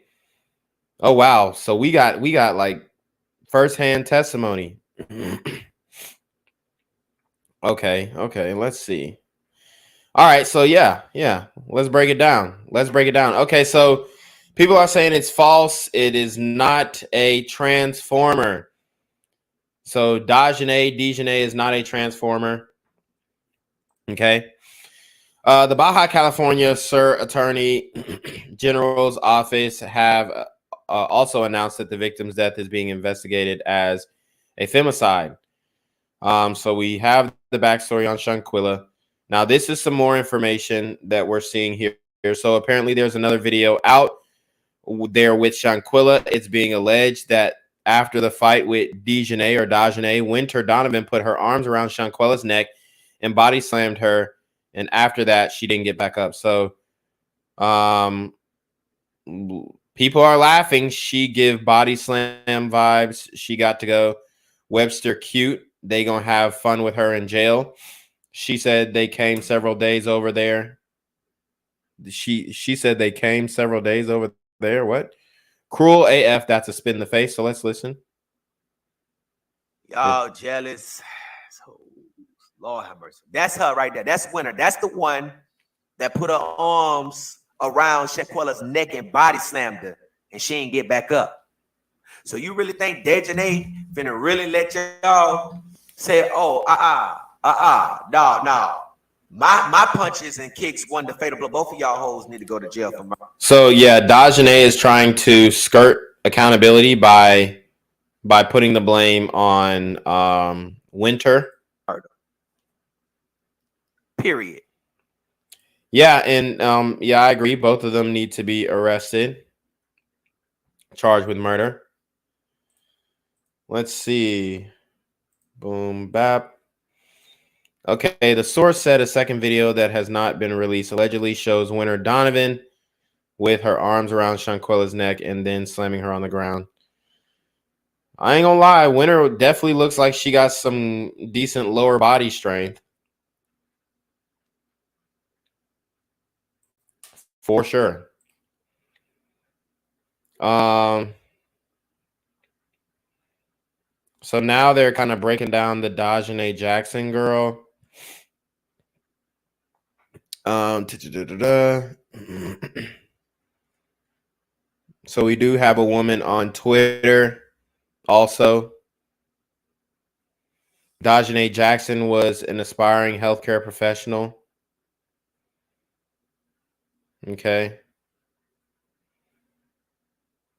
This is what's going down in the community, man. Even the women are out here deleting each other.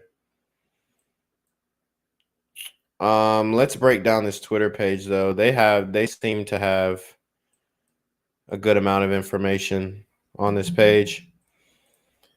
So I think people were trying to, this is a picture that I saw that was pretty funny, trying to make it seem like Dejanay was a transformer. So that was pretty funny.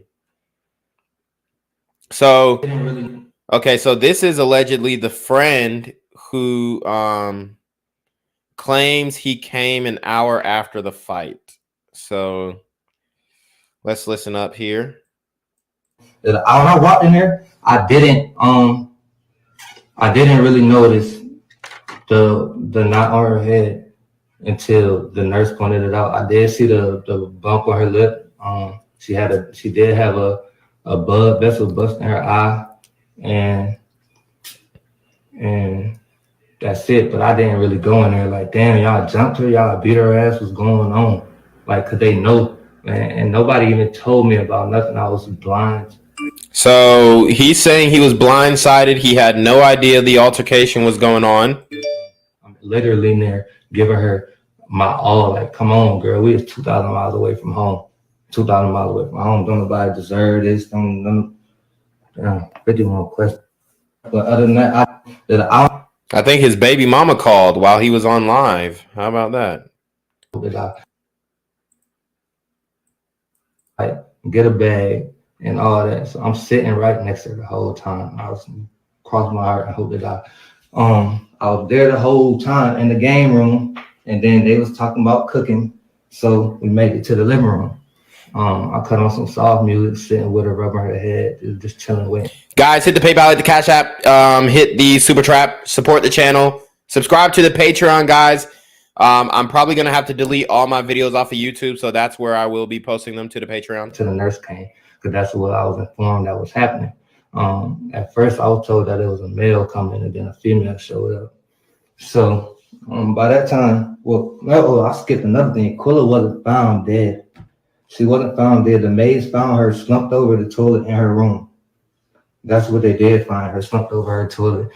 So he's saying she wasn't found dead. She was found slumped over in the toilet. In her room. That's what I was told. Quilla was not dead when I got there. Yeah, boom. So it's like, okay, so when I get in there, I go in, I see Quilla, I see she chilling, I put her on her side. I go up and make that video where I'm talking about I'm here, that I Quilla get up. I'm thinking like that, like, get a bag and all. All right, so this is him explaining the situation. So basically, this woman is exposing that, damn, they got Nazir's boarding pass. They got all his shit. Woo! So they exposing him. He's saying he showed up late. The post Khalil Cook made a list prior to the fight. Video being exposed with Shanquella. So it says, "Dear Miss Quilla, the boss, my heart is so fucking torn, and all I can ask is why or what I should have done differently. They say not to question God, lowercase God, but this right here just ain't sitting too right with me. Wrong too. What am I supposed to do now? Who do I talk to about my business plans? When I just want to wake up and get on a plane, who's going to come with me? We've been doing this shit, man, since 2014 type. We had so much more to accomplish together. I literally just asked you the other day, when I get rich, what car you want, and you said a motherfucking G-Wagon. Whoa, whoa, whoa. I ain't your man. Such a genuine soul. Beautiful and strong-minded individual. Gone way too soon. Love you." Okay. I guess that was just her male friend. Let's see. Well, look, we have found the person who was doing the other recordings of the recording of you watch the video, and the nail are white polish. That was Shanquella friend Winter Donovan. So there goes Winter. It looked like the bitch doing push-ups. Looked like the bitch doing push-ups, getting ready for that choke slam. Damn. Oh, wow. So these are all the guys who went on the trip. Khalil Cook, Shanquella's best friend of over 5 years, who has to know what happened the day she took her last breath. Nazir Wiggins, Dajane Jackson, seen on video assaulting Shanquella, Alyssa Hyatt, Winter Donovan, and Malik St. Patrick Dyer. These are all the people involved, allegedly. So they're describing the spinal cord injuries. The bones in your neck are numbered. C1 connects directly to your skull, and C7 is all the way at the base of your neck.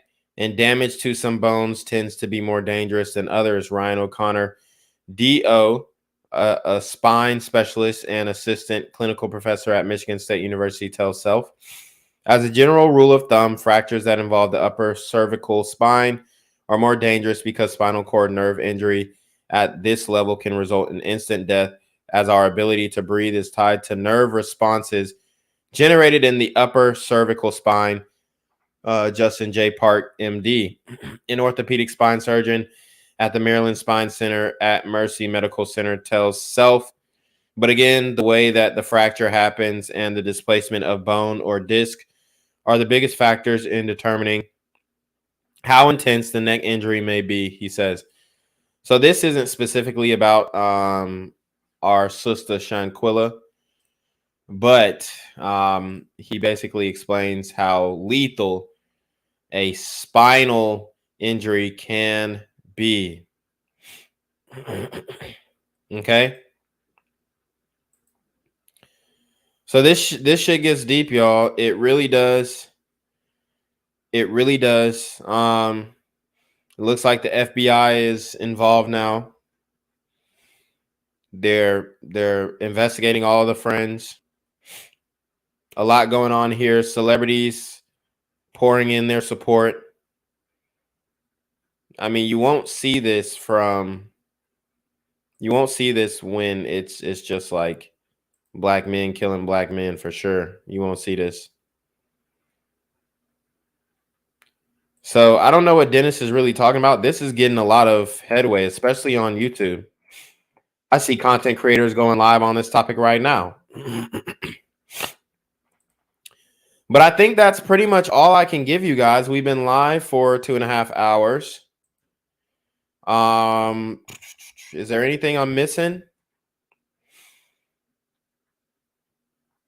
No, there's not anything that I'm missing.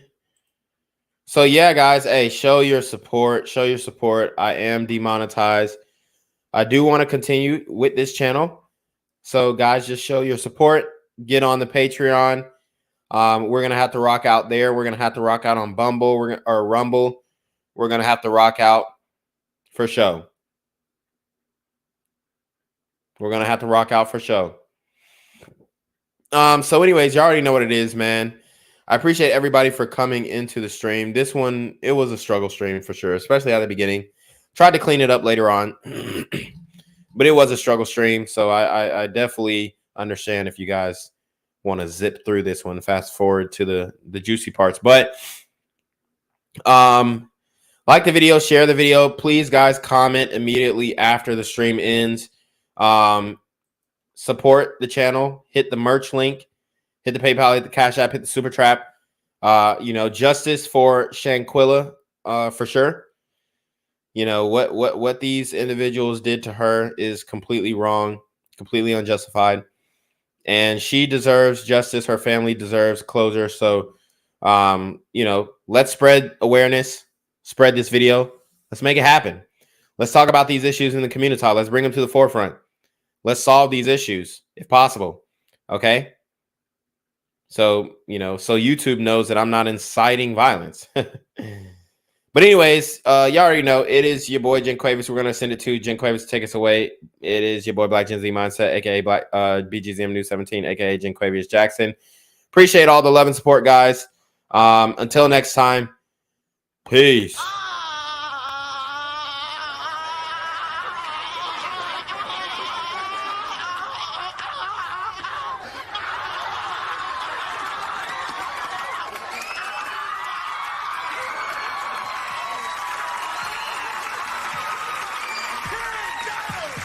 Yo, what's good? Yo, what's good, BGZM News 17 family? I'm at the corner of Jesse Jackson and Marcus Garvey, and I got some bad news for you. As you can see, I lost my job. I'm out here living in cardboard boxes outside of boarded up vacant homes. YouTube said I'm done getting money out here in these streets. They even took my funky ass suit. So anything right now would help.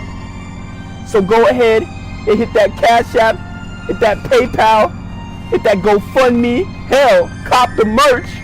Or if you want to make the long-term commitment to the Jen Quavius Jackson Fund, join the Patreon so that I can continue to put out top-notch content each and every day. Also, check out the Rumble. where there is absolutely no censorship. Link in the description box below. Hey, yo, ain't that nigga did Quavius? Yo, I recognize. No, that's not me no more. Hey, yo, run your pop. Y'all killing me with this shit. Do the opposite of Antonio Brown and take all What your more do you want from me?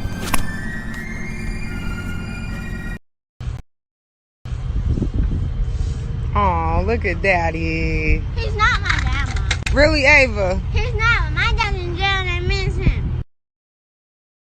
Hey, I'm on that Hugh Hefner shit, man. If I ever was to have to go sit down 20, 25 years, the time they let you sit at home with your family, I'm bound to go get my motherfucking breast did. I'm bound to get my titty did so I can do my 25 year with hoes.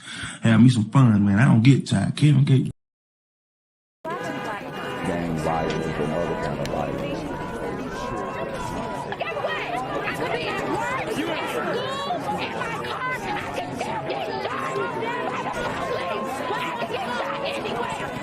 So it is what it is.